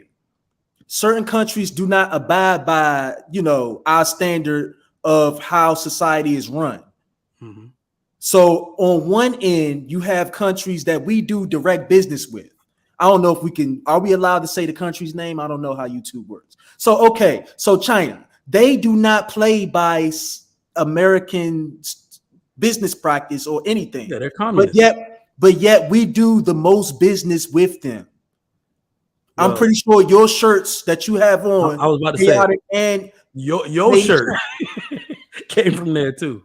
Well, I'm pretty sure your paintings behind you were probably something in your house is made from them. Absolutely. Absolutely. All I'm saying is my Amazon store is completely stuff from China. Exactly. All I'm saying is that they have so much already to do with America. Do you really feel like politicians doing direct business with them could possibly hurt us in terms of our politics, especially when you have one party who blames every election on Russia or some other? Do you believe that doing business with them directly as a politician potentially weakens our ability to hold them accountable on certain things? Because Donald Trump did the best he could in terms of trying to hold China accountable for their practices. Mm-hmm. But if Mitch McConnell is going behind people's back and buying up more Chinese stock or whatever he does in China, mm-hmm. how much of a leg do you stand on to do real politics with that country? Okay, so we're creating a narrative that really shouldn't exist, Quan. If we're going to let's be 100% real in our economy in America right now, we're seeing 9.1% inflation, right? Yes. They're seeing more in China. Oh yeah, yeah, for sure. I know that for sure. Are we ready? Because remember, these are always between two countries. That means it's a twofold conversation. Mm-hmm. So if we're going to talk about, that's a political talking point to say, well, Donald Trump was hard on China. Is everybody else ready to be hard on China? Okay. Well, he tried to. Pull back even 25%, let's say, economically from China. Are you ready for the economic firestorm that's going to happen in America? So that what I'm saying is you can't just talk about it from a strength. You see, you're talking about it in the Trump sense. You don't realize that he was just using that as a pawn. He's trying to project strength, and that's the topic. Yeah, I know. That's why Dave Chappelle made a joke in his special from years ago, like 2017. He said, "Stop trying to bring all these Chinese jobs to America. I want to wear Nikes. I don't want to make them shits. Those things, iPhones, if they were made over here, would be like $6,000. Nobody wants to pay for a $6,000 iPhone. So when you start even scaling back a little bit from China, you will see out of control inflation on the things that need to get made here. Let me give you an example, because I actually just did this today. There are parts. All right. So I'm really into firearms, right? Mm-hmm. There's a bunch of stuff that's made in China. They just started being able to bring it up to spec with the American made stuff. A lot of God and country guys that I know from the military, they're like, oh, when I put pictures up of the builds that I do, the gun builds that I do, they're like, look at that Chinese optic. Look at this. These people brought their stuff up to spec because I'm no longer paying $1,800 for a scope when China has one that's now better than yours, that has the same specifications, made out of titanium, same battery life for $300. That's a huge difference. So when we talk about scaling back, we could never do it. Our entire economy is based off of the affordability they give us in real time. Now, aside from that economic factor, it's also the behavioral factor. Americans at large are the number one consumers in the world. Mhm. So to say we're going to scale back from China would mean we would have to stop consuming.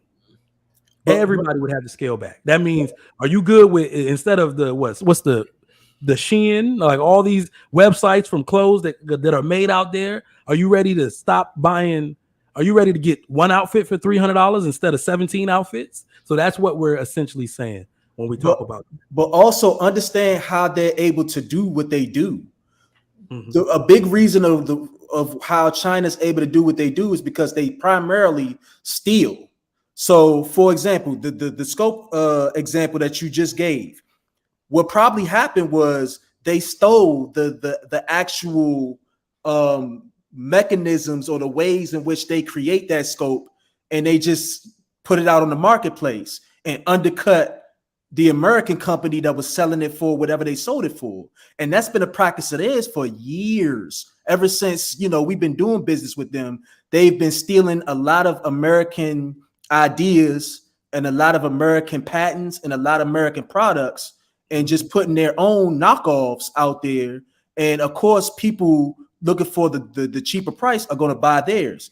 But understand how many American companies lose out when we allow them to just come in and undercut the price of everyone. But of course, companies like Walmart, they're able to take advantage of it. But the small business person that had a great idea just saw their product pretty much get taken away by China. And this is what's been happening for forever. So I can't speak on behalf of all American people. But what we can do is assume, because we see the numbers, that practice and is we see the growth. When you look at, you just mentioned like one of the biggest retailer in America, right? Or kind of was before Amazon, right? So Walmart, Amazon, all of these companies are now eBay. They're all stocked by Chinese products. Mm-hmm. So Americans can say and do say on one end, oh, that's unfair, when politicians such as Donald Trump weaponize that narrative. They're not making the full connection between their ease of life that they fully participate in. Show me a person that says, I won't shop from Amazon because the products come from China. I haven't found one yet. So these are the type of connections that I make during election season. That's why I don't listen to anybody when they're talking, those Donald Trump talking points, because it's like, are you not aware that you fully participate in this system when you shop here or when you buy products made by this person? Because people even say made in US. They got it amended to where it only needs to be manufactured and put together. I mean, like screwed together in America for you to say made in USA now. It's still made in China, right? So it's like companies are cheating in the way they're advertising to you, because everything is made over there. I think what it really is, Quan, like not only are you right, but that's in a perfect world, right? Everything that you're saying should have happened. I mean, damn, long time ago. I think some of these affiliations and agreements predate. You don't even have small businesses now because of the fact that you could just easily get a product from China, or you could just go to Walmart, or Amazon will ship it in like 12 hours. I'll push back. What really happened, and this is why Amazon is great, and what really happened is that it changed the method in which small business is supposed to happen. The people who, like someone with an Amazon store, like these women are killing these boutique things right now, right? Like they're all selling the same product, but they're selling it into a group of people that they know, right? For a certain price, certain marked up price. And it's all the same product from stuff coming from overseas. Mm-hmm. So it's like that. Those are small business owners. It's actually more economical because you don't have to take up rent space. You have way less overhead, right? I got my Amazon, like my floor here. I ain't gonna show it to you. It's full of gun parts. They're selling right now on Amazon and eBay, right? And this is my office. You see what I'm saying? I don't have to go rent a gun store. I have a website. So it's like, that is the small business that came out of this revolution, this virtual revolution. And of course, the people who are like old and got eased out of that process, they're the ones that are aching the most, but they got to change with the times. I mean, but for me, when I talk about like small businesses, I'm talking about like those companies that create products that used to be able to monetize into a larger company. Like I can't name you the last small company that was like a compact that did something really good and was able to grow their company to being like a national type of brand, because by the time they get a good idea, a Chinese product for half the price will be competing with it on Amazon. Like this is all the products that you see. If anybody has a good enough idea, I guarantee you, if you put it out there and it sells, lo and behold, there will be a Chinese knockoff that will compete at the same level as your product. And you can't do anything. Why? Because our politicians will not create policies. Just to tie it back to Nancy Pelosi and our conversation, they're unwilling to do the policies in order to stop these things because they themselves have business interests in China. Why the hell would they stop it when they profit from it on both ends? So they're not going to protect your product against China because they can't. I gotta say, so you know that's like the early 90s, early 2000s argument, because this system we had now is creating the most millionaires that ever been created. So it's like there are more patents coming out. There are more VCs investing in the ideas of small people. You are right. But that's in China. You can look. There's an article that says there are more patents that are being created in China than there are in the US. They're filing for more patents than we are in the US. And they are an economic superpower. I don't know what to say to that. But that never was the case. They stole. So we also got to realize that, because you know China has the upper hand. So I would never say, because I don't want to get cut off the show, America is always going to be a world superpower. Oh yes. And even if it's not economically, it's going to be militarily. Uncle Sam, how you doing? Oh yeah, for sure. I'm just saying that what I'm saying is that they're also a communist country. So when it comes to the way they get down and their patents and the ideas that they steal, because you're right, like they steal from their own citizens, from other countries, there's nobody willing to stop them because everyone does business with them. So China long ago became too big to fail. Can't do nothing with them because you're in cahoots with them. You're colluding with them already. So all you can do is talk about them and try to stop some of the egregious things they do as far as labor. And you know, all that, like you can stand up for on your own side to say that's wrong. I get that, but I don't agree with politicians adding on to profiteering from them. Okay. I don't agree with that. I don't believe we should have. That's like, I don't know if this was happening, but that's like we're in the Cold War and, you know, Harry Kissinger.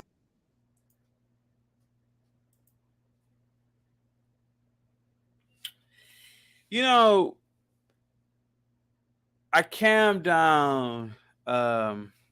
Sorry, guys, I'm all up in the camera. The nerve of you. The nerve of you to be here on a Tuesday, listening to these beautiful intellectual brothers. When you go to Starbucks, when you go to the corner store, like a lot of you niggas do, you spend $1 or $2 on Black and Milds. You niggas smoke Black and Milds. Let's be honest. A lot of you niggas buy malt liquor. Let's be honest. Let's be honest. You niggas buy it. You educated niggas. You drink your little coffees and shit. You spend $7, $8 every day. And here goes Quan. Here goes Trigger Mike.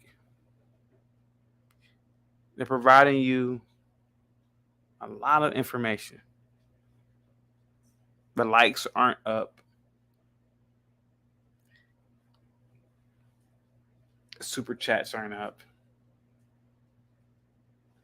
The Lapeef Network is the greatest network on YouTube.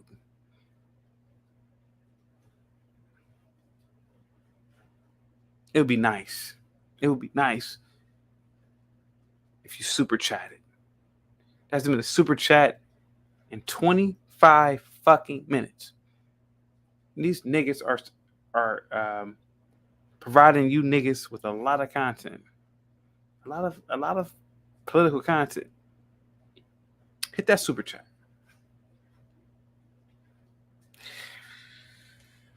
Okay, here we go. Go ahead, guys. Sorry about that. But yeah. So back to what I was gonna say. That's like us being in the Cold War when we were fighting Russia, and Harry Kissinger, who I believe was a part of that establishment in America, having a direct interest in communist Russia. Like you wouldn't fathom it. Like that's treasonous almost. Like we're at odds with a country. We want to, do away with certain things, but yet we're profiting from it. It just doesn't sit well with me in terms of what is the goal of a politician? Is it the people or is it the profit? I don't believe you balance those. But that's my take.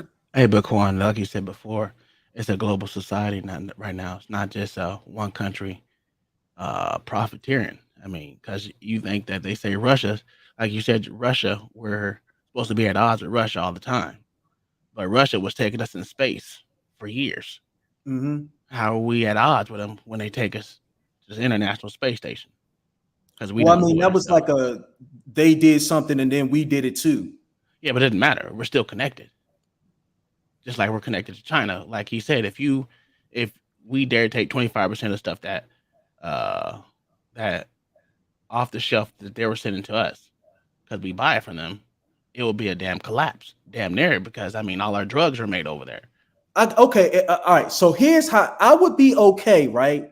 I'd be okay if politicians, okay, you can invest, right? But take your investment money and go deal with the country. Don't take taxpayer money and decide to make decisions with our money in order to do politics when really it's you doing this sort of pseudo politics / I need to get some more money. I got to chase the bag. Like, no, we no. Oh, I agree. If you want to do business, do business. Use your money to do business. Don't take taxpayer money along with your money and go decide to do business, because that's what I feel like Afghanistan was. We went in there for one thing. We spent 20, 30, all my adult life there. And then when it was time for them to accomplish something, they got their country taken over in what, a couple of hours? Like that, to me, it was like 12 days. To me, that was the biggest foreign policy failure in American history. It's no way we spent 10, 12 years. You had 15 years to train for one thing. You had one job for 15 years. And you mean to tell me they was able to take everything down in 12 days? Well, what was that 15 years for? What was all the trillions of dollars for? It wasn't us. It wasn't us. So it wasn't us, but we gave them the money. We did that was taxpayer money. We did the so-called training. If you're gonna do business, use your politician salary along with your business money and do business. Don't involve taxpayer money and get us riled up, because they always make foreign policy seem like, oh, if we don't do this, the world is going to end. No, it didn't. Afghanistan is ruled by Al-Qaeda and the world keeps spinning. True. But we didn't, it wasn't us. It was us. No, we were there. We We trained them, spent but when my thing millions. is, when was it? When would have been the right time for us to leave? Huh? What would have been the right time for us to leave?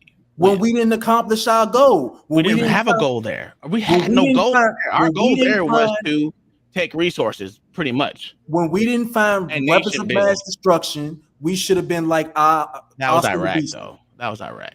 When we weren't able to accomplish whatever we wanted to accomplish in Afghanistan in terms of fighting Al Qaeda, or when we stabilized them enough to where they weren't that big of a threat, because it seemed like we kept adding things, we kept moving the goalposts on that. Oh, now we have to do this for them. Now we have to do that for them. Now they're attacking women there, so we got to stay there long. Like, no, It was enduring freedom. Believe me, we didn't have a goal there. We were just there to galvanize resources. Profiteer. Exactly. But that's what I Profiteer. always say. I always say that I'll deploy there twice. So I seen all the money we wasted over there. Sorry, wait a minute. I was saying, Uncle Tom, you're in the Army. I was for 15 years. Sir, I didn't know that about you. I want to pause and thank you for providing for the freedoms that I am able to have. If it wasn't for you, sir, I wouldn't be able to be on YouTube talking absolute nonsense most of the time. Not nonsense. It's factual. Yeah, I know, but let's be honest, man. The freedoms that we have in this country, man, are unique. And exactly. Thank you, sir. You're in the Army, right? I was in the Army. Yeah. Yeah. What was your MOS? I was in logistics. Okay. Did you ever kill anybody? Keep it real. Me, not necessarily. No. Oh, okay. A lot of shooting, but I don't know if I. Are you a combat veteran? Keep it real. Yes. Oh, yeah. Okay. Yeah. Thank you. I mean, that was the reason why I got hit by mortar. That's why. Thank you. Got my ass back into the States. Thank you, sir. Which tour? I was in Afghanistan. I went to Iraq. I've been to a lot of places. Thank you, sir. Well, thank you so much, sir. I want to thank you for killing people to provide for my freedoms. Thank you, sir. Oh, you are. Yeah, thank you, sir. I just hey, I'll be telling people for real though. I mean, we did enduring freedom in Afghanistan. To me, we didn't have a goal. Yeah. And I always say that politicians send our kids over there to do something that they won't do. Yeah. Whether it's galvanizing resources or whatever. I mean, we're in a whole lot of countries doing the same thing. But I would not leave this country for the world. I'm telling you that right now. Oh, heck no. Heck no. I will not be in another country. This is the greatest country on earth to me. Oh, it is. Yeah. So, I love it here. It's just for me, I don't want to see our politicians be bored. No. And I think that's Uncle Tom, wait a minute. Hold a second. Was that a bird behind you? What is that behind? Oh, it's a dog. Okay. It's a Great Dane. I got 3 Great Danes. Oh, and a really? puppy. Oh, Yeah. okay. Same generation or? No, they're all different from the same mother. Oh, okay. Well, you gotta ask my wife. She know all that crap. Okay, I don't know. They're Great Danes. They only live like 7 years. Okay, awesome. Yeah. Okay, awesome. Okay, are they taller than you, sir? No, I'm 6'2". Well, 6'2". You're 6'2"? and a half, almost 3. Okay. Go ahead, Gilda Quine. Go ahead, sir. Yeah, I just don't want to see politics, because what we're seeing nowadays is everybody feels like we could just chip away at the standards in our society. And it's like, well, everybody's profiteering off of something. Everybody's getting the bag off of something. Why can't they? No, because certain things should be the standard. If you are representing the people and the taxpayer base, you need to do that. If you are doing business with other countries, you need to do that. I don't believe that you can successfully mix the two. Well, the way they do it is they have their significant other do it for them, that's the whole Nancy Pelosi thing, that she doesn't do it. That's why she said, "Oh, I'm not doing insider training. I didn't never say anything to my husband. We all know you damn did. Stop playing. Stop playing. We all know you did." And I'm not a Nancy Pelosi fan, but I'm not California a fan either. I mean, I don't think you should allow these same people to be in office. I'm all for term limits. Yes. Term limits. I mean, me personally, if a president can have term limits, senators, House representatives, all of them need term limits. Yes, I agree. I agree. Like I said, I think there should be term limits. And me personally, I know people always disagree with this, but I personally believe that all of the federal government, like all the departments, need to be in other states.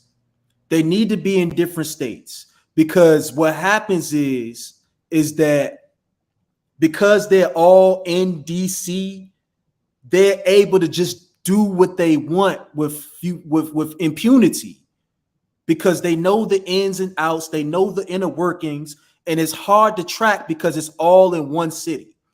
They call it the swamp for a reason Well, because everybody knows that you wash one hand with the other in DC. You know the DOD is here. You know the Capitol is here. You know that all of these buildings, they're all in one centralized place. What I think is that you should have the State Department in Wyoming. You should have the White House somewhere else. You should have the Capitol in Colorado somewhere. That way, it's harder for them to do these insider type deals. It's harder for you to lobby when you have to be on a recorded line, when you have to travel, when you have to do all of these different things. There's no handshakes that can happen easily. You have to go through more hoops and loops. that's not true. Right now, it's a global society. You can trade from your bathroom on the toilet, so I that's get not going to that, stop. but all of that's trackable.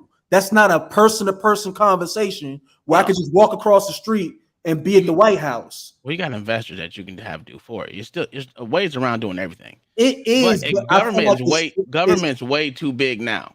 That I was down Trump. Look, I voted for Trump. I ain't gonna sit there and lie to you. I didn't vote at all. I voted for But my mayor. my thing was the thing I liked about him. He said for every every 20 or 30 bills you need to get rid of another one. Hey, I understand. I mean, for every one they need to get rid of 3 or 4 or 6 or some shit like that. Mhm. But also what he did is he merged a lot of different fake ass jobs is what I call them, because you got your boy a job and I'm gonna get my auntie, like, I mean, just think about, I ain't gonna go there, but they always say that, like, if you look at what they say with the whole immigration thing, southern border shit, oh, it was in disarray when we came here. The reason they say it was disarray because he got rid of a lot of jobs that was not there. You don't need a whole bunch of, I mean, it's a lot of waste in our government, and government was never supposed to be as big as it is now. It wasn't supposed to be this big. That's why right now you have, each state has a House representative and Senate in each state.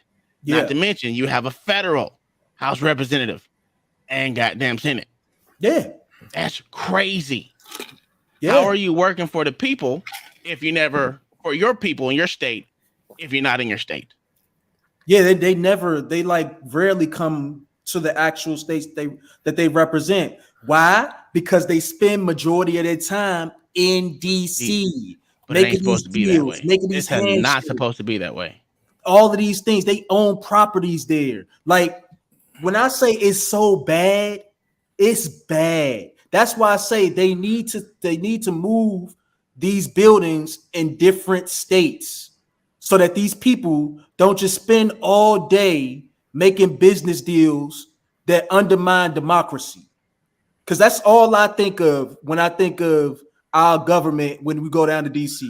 I think of these lobbyists. Electing all these same people. I think of these lobbyists. I think of these corporations, and everybody's just making handshake deals, saying, "Hey, you know, I contributed X amount of dollars to your campaign. We need that on the back end." That's a little bit harder when the White House is in Colorado somewhere, and the State Department is in Kentucky. That never happened. The Supreme Court is in Michigan. You muted, brother. Yeah, CT, you muted. Mike, what's up, man? Not much, man. How y'all doing today? Pretty good, man. Go ahead, man. I love that Trump 2020 behind you. Go ahead, sir.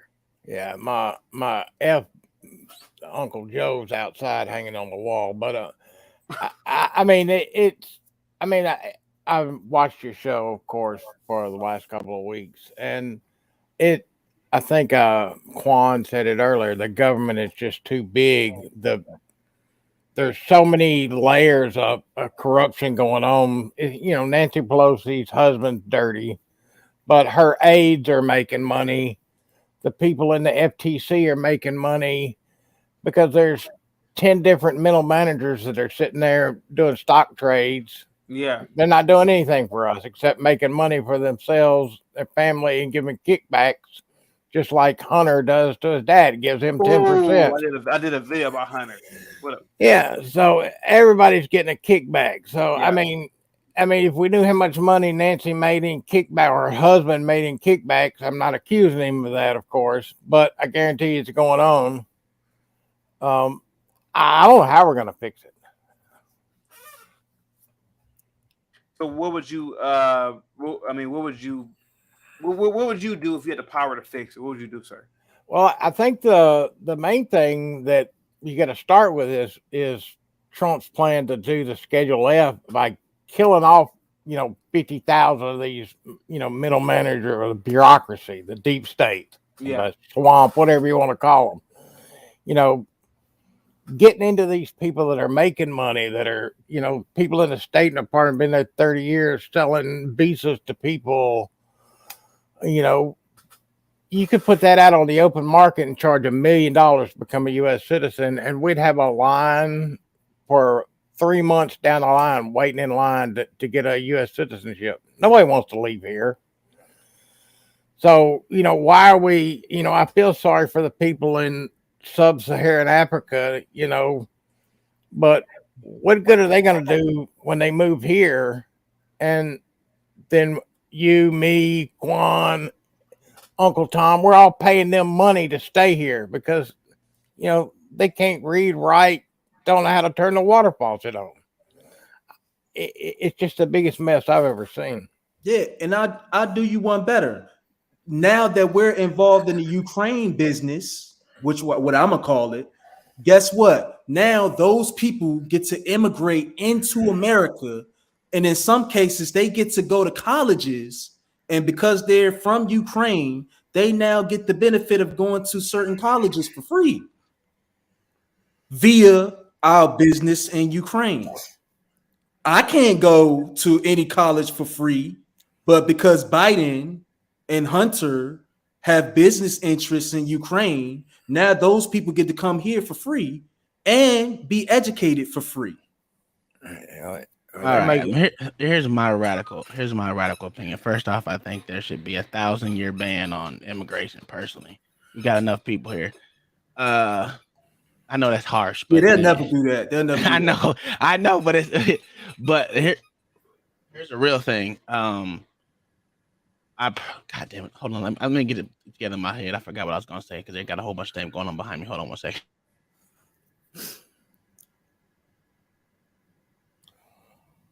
But yeah, just to piggyback on what I was saying, that's what happens when you mix your business along with politics. Because now you have all of these people that are able to come to America and essentially become American citizens from Ukraine because their country is going through what they're going through. But this stems back all the way from when President Biden was in vice presidency and he was sending foreign aid to Ukraine. This is verifiable. Well, they weren't sending foreign aid; they were sending blankets and MREs and shit. But I mean, I'm just saying that I get you. But what we should do is, I think once you turn the age of 18, I think man, woman, since everyone wants to be equal, the men and the women should all do a minimum of 4 years in the military. I don't care which branch, minimum of 4 years. Each child that turns 18, that will guarantee free college for everybody. Now, Uncle Tom, Uh-huh. And thank you so much, Granville, with the $5 super chat. Thank you so much for being a member. Granville, heck no, metals are a dump. Those people will never let the market disappear compared to gold to physics. The last 10 years, based market wins every time. Now, Uncle Tom, you are proposing something that is, I saw in a science fiction movie called Starship Troopers. You ever seen that movie before? Yeah, I've seen it before. So in Starship Troopers, there was a idea, and actually they implemented it, that people serve 2 years of military service. Is that what you're saying? Yeah, I mean, they do it in other countries. They do it in other countries. Like South American countries. Yeah, they do it in other countries. I mean, not they don't go as far as the females, but they do damn sure go as far as the men. I know Russia does. I know the Ukraine used to do it. I don't know if they're still doing it, but I know Russia for sure does it. You got to serve. I think it's a minimum of 3 years. I don't know what the age. I think it was 18 or 16 to 18, one of the two, that they got to serve 3 years of military service. Which, me personally, if you're talking about giving away stuff for free, that's an easy way to give away stuff for free, and it won't cost American people nothing, because guess what? You're already paying for it anyway. Right. Already paying for it. So that's a solution to, if everybody wants free college, that's an easy solution. Also, I still think women should, since we're all an equal tip, all women and men need to sign up for the draft. Ooh. Now, let's be honest. Most women are not going to be on I don't care. But women can't. They're not strong enough to be on the front. I don't care. Ooh. They want to be equal. They want to be equal. This is equal. Okay. I mean, they can join the military now and be so-called equal or greater, because if you ask me, women get promoted quicker than men do. Marines, though, like they can't be like. No, they can't. No, they can be Marines. You see G.I. Jane? They can't be like front, like bullshit. G.I. Jane can immediate, like going into warfare. Yes, G.I. Jane. That was rescinded. And that was rescinded. Women can now be on the front lines. Oh, really? Yes, sir. If G.I. Jane can do it, yeah. So, Uncle Tom, are you telling me that women can be in those boats that those young boys were in World War II when they stormed Normandy? Yeah. Wow. They can be in the front lines now. I mean, I don't know. I think it was recently, within the last, I want to say 10 years, where they said women can now be in certain. I ain't gonna say that. I don't know if they're gonna be in. Well, they should be. But I know they were putting them in tanks, putting them in all kind of different things where they can be on the front lines. Would you want to serve with the woman on the front lines? Have I? Yeah. Would you want to, though? Do I want to? Hell no. I don't even want a female firefighter. I'm not gonna lie to you. My house gonna burn the fuck up. Don't do that. Hey, Tomb Raider, I don't care. Listen, Tomb Raider with the 2 pistols. Tomb Raider. Oh, listen. I'm all because I know here, I think it's in Tampa, they have a all female unit that's a firefighters. Oh, I mean, do what you do. And I know some female firefighters that were firefighters before, but I mean, they're about as skinny as my 13-year-old right now, and he ain't that skinny. I mean, he's built better than he is, and I'm pretty sure he'll be a better firefighter. Yeah. I mean, I'm not saying that they can't do the job. I'm just saying, if my room was upstairs, so I have a upstairs and downstairs, 2-story house. Yeah, you live in a mansion. I can. I don't. Oh, okay. But if I'm upstairs and I'm passed out in a fire, I am 275 pounds. You weigh 275 pounds? I can't tell. Well, it's because I was bigger than that. I was 376 pounds before, right after I got out of the military. Man. Yeah, man, I blew the fuck up. But I know right now, not too many women can carry me or even kind of move me. I don't think too many dudes can carry you at this point. Yeah. Exactly. That's why when I was in the military, I was always the bag person. I was carrying shit for everybody. Yeah. And that shit sucks, especially your damn officers. And I can't stand them, because they don't want to carry their own shit. Well, they're officers. Yeah. But no, I do think there's solutions to every problem. But now, whether we implement them, because I don't think people truly want real equality. Yeah. No one really wants real equality. They want equal outcome. Just like no one wants real accountability. I mean, I was talking to some of my coworkers today, and I'm like, when are we gonna let slavery go? Oh, I do videos on that all the time, sir. Go ahead. Well, when they gonna let it go? We can't continue. None of us alive to this day has ever dealt with real slavery. I was or born in anything. 1984. I have no idea what the fuck slavery is, or colonialism, apartheid, none of that shit. But they'll say they benefit. They don't benefit from their family was down with redlining and all that. And I get it. Some people have. Now my mom's 73, so she did a whole. My mom literally picked cotton before. Literally. Yeah, a lot of older blacks and whites, believe it or not, were sharecroppers. Even white people were sharecroppers. Mike, were you a sharecropper? You're a white guy. Were you a sharecropper back in the day? No, but I mean, my family owned slaves back in the day. But I mean, but we lost everything. We're talking about the 1920s, 1930s. Whites were sharecroppers too. Go ahead. My family is long, 1620 when we hit the shores here in this country. You have evidence that your family, that you have like evidence of that? Yeah. Wow. Yeah. Okay. So my family settled Tennessee. Okay. Of course they were Confederates. So they knew the Vanderbilts? Lost everything because of the war. And I ain't got nothing against black people. I ain't got against nobody. I'm poor. I mean, I'm not rich by any means. Well, 200 years ago, my family would have been considered wealthy plantation owners. Now we're just like everybody else. I worked 40 years, retired now. I was able to put my kids through college, but I had to work every damn day. What college was that, sir? My daughter went to Middle Tennessee State University. Oh, awesome.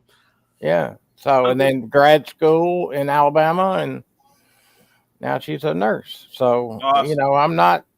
I'm not making any money because of slavery. Slavery, I could cry the victimhood that my family was robbed because people came and took the slaves. It's nobody cares anymore, especially like me, my family, my wife's family. I mean, my neighbor across the street's black. My neighbor 2 houses down is Hindu.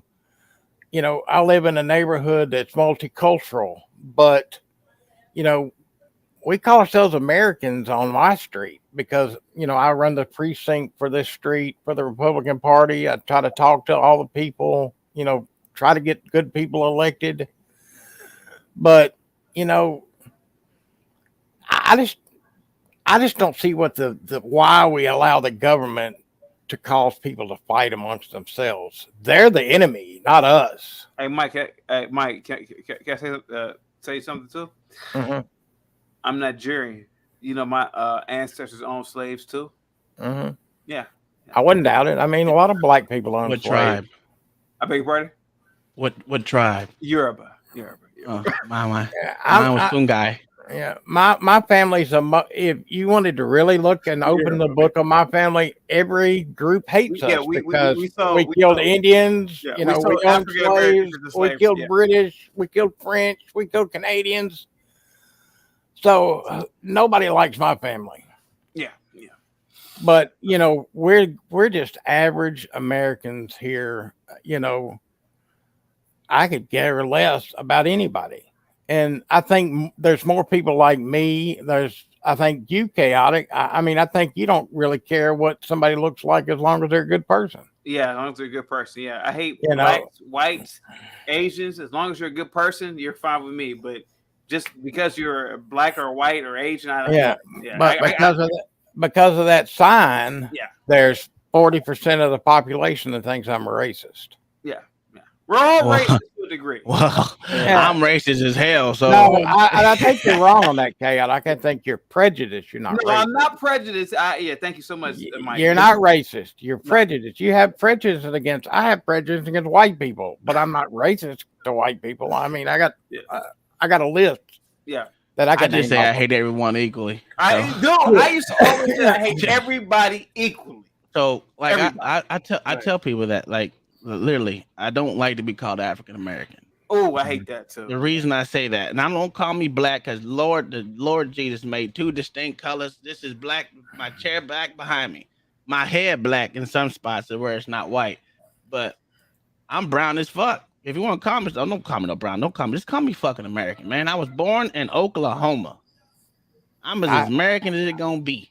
I try to do that. It's just I try to leave any kind of label off. I don't just need a wanna prefix. Go, I don't need a prefix. I just call you you're American or you're not. I don't call you Latino or anything else.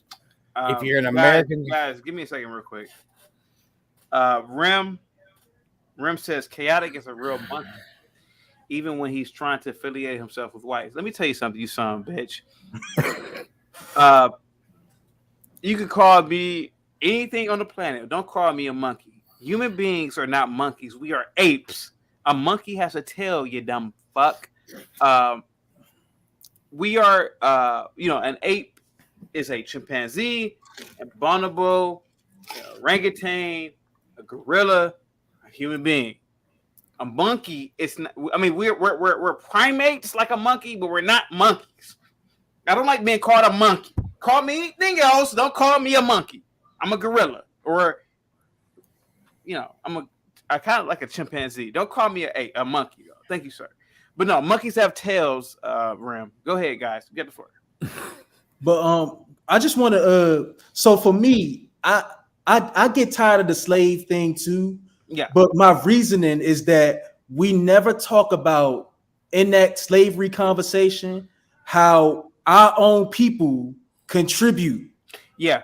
We never have those discussions. Yeah. My ancestors sold a lot of blacks into slavery. It goes further than that, though. Yeah. We never talk about our role because, in my opinion, we don't suffer from slavery nowadays. No. We suffer from We suffer from the decisions that we make as a people that hurt other black people.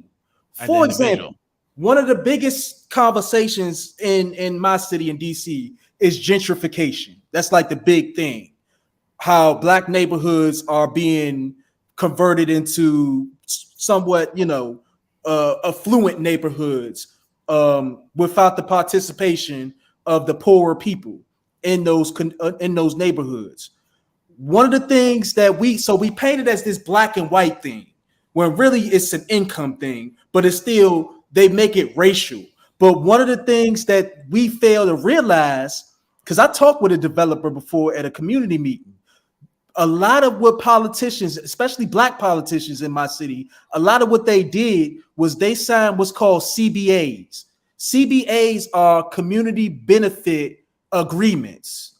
And what those did was it allowed for those developers to be able to go into those communities, and as long as they did certain things that benefited the community in certain ways, they could have access to purchase that land and do what they wanted with it. Now, what our black people that we put in power did oftentimes was we took the money and said, F everybody, and let them buy the real estate for what they wanted to buy it for. And these were happening, these things happened so, like there was one building, it was sold in like the early 90s. And by the time they came back to develop that property, because everybody got so upset, the developer was like, look, we bought this property 25 years ago. We're not talking to you all. We're just letting you know what we're about to do with this property. But we bought this years ago through community benefit CBAs. So politicians, especially black ones, have been making deals in a lot of these communities with these developers to gentrify these communities. But let the average person, they think it's slavery, they think it's race. No, it's politicians that we put in power that took from our communities, that took money from these developers in order to allow gentrification to happen, because it's a buyer and a seller. I hear you about the gentrification, but my question is, do you really want to be a part of America, or do you want to be separated in America? I mean, I'm not saying gentrification is right or wrong. All I'm saying is that we don't acknowledge the how we contribute to what we would call our own oppression or They our need to stop. own. That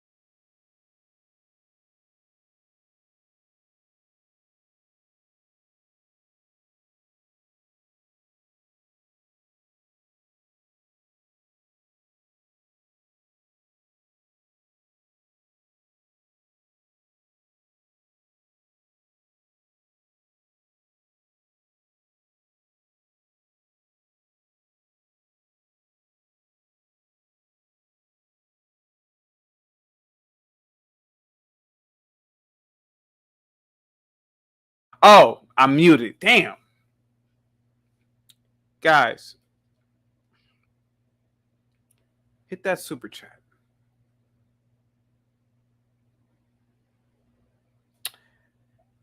The Lapeef Network is the greatest network on YouTube. Okay? While you're at work, you know, while you're doing what you're doing,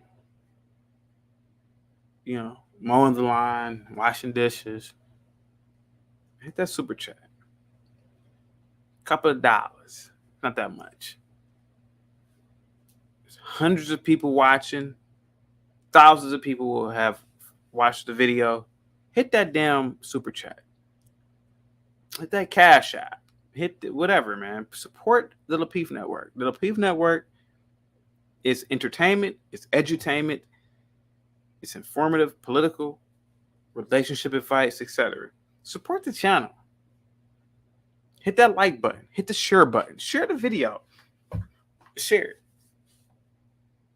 Let's get back to the regular scheduled programming.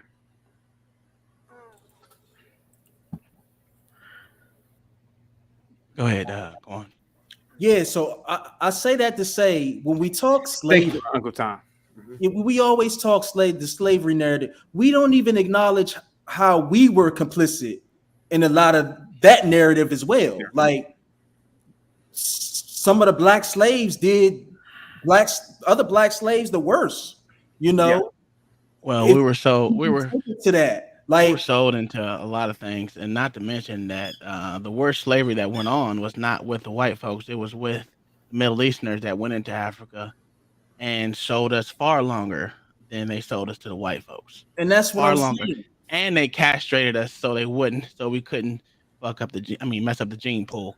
And that's what I'm Uh, saying. We never and most people don't acknowledge. talk about that. I mean, it's true. It's still okay. Now it's indentured servitude. Mhm.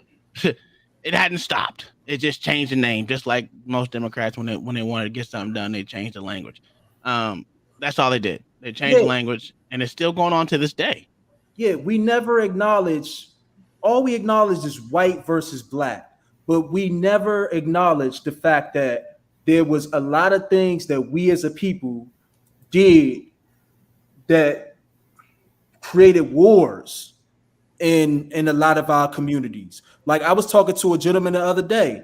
There are two neighborhoods that been beefing since like the 60s. And that started from a woman getting slapped, a black woman getting slapped. And there's been thousands of people that died over that war. Like we never acknowledge within that narrative how we do our own people the worst. Gilded Quan, it's funny that you say that, right? Is it possible that those niggas have a carried beef from ancient Africa, like tribalism, like went on into the Americas? I can't. Yeah, I mean, if you really sit back and think about it, man, like that's what I've always thought. Like, I'm like the Bloods and the Crips and all these little gangs. What if like this is all like a continuation of this tribal beef from ancient Africa? This is my thoughts. I could be wrong. That does make sense, but yeah. I always try to at least make sense. Guys, I gotta get the hell up out of here. Let me see something real quick. Mike, can I ask you a question, Mike? Mike, there was a pastor, bishop, that was robbed the other day in New York. Did you hear about this case? Yeah, I heard about it. Okay. I just watched the video of it today. Now, educated blacks with PhDs are gonna say that it's post-traumatic slave syndrome. It's the white man. You're white, sir. Did you tell those 4 black boys to go in there and rob that church? Keep it real. You did. You told them. Keep it real. I didn't tell them, man. Oh, okay. I didn't think you did. Okay. Why did they go in that church and rob them? I thought black people were peaceful, sir. Go ahead. I mean, I think they just went and robbed the black guy on the street because he was, hey, they knew where it was going to be, and they went and took it. I mean, it's no difference than the guy walking down the street here in Nashville that got bashed, and stabbed and took his watch and wallet, yesterday. I mean, it was just easy to do. That's my opinion. I think he had millions of dollars worth of gold on and diamonds and Uncle Tom and Gilda Kwan, you guys are Negroes. I thought is that a golden retriever behind you? Yes, sir. Oh, beautiful dog. Beautiful, peaceful dog. It's not like the vicious pit bull that a lot of Negroes have. Pit bulls aren't vicious. It's how they're raised. Oh, please, sir. Oh, okay. Oh, okay. Now you're being liberal. Now, are you a liberal on animals, Gilda Kwan? Come on now. A pit bull has a double lock. Golden retrievers don't have a golden lock, sir. I mean, a double lock. Sir, let me ask you a question, Uncle Tom. Why did those beautiful black brothers, why did you hear that little baby crying in the background in the video too? Did you hear that little beautiful little baby? Well, I heard a lot of stuff. Yeah, I heard that little beautiful little black little angel. It'd be like, I can't see it, but 6 months old, crying in the back while these niggas were robbing the black church. I thought we were a peaceful people, sir. What happened? Go ahead. What happened was when you flashing in the inner city, what do you expect to happen? Go ahead. And he's been flashing for a while. I'm surprised it took this long to get him. This is true. This is true. My thing is, I mean, I don't. The only thing I got on is a watch and my wedding ring. I mean, I don't live in the inner city. I don't know why anyone wants to live in the inner city, especially if you're black. If you come from a place where you say they're only there to keep you down, why the hell would you stay in that damn environment? Yeah. I live on 1.5 acres by myself with me and my wife and kids. Away from niggas.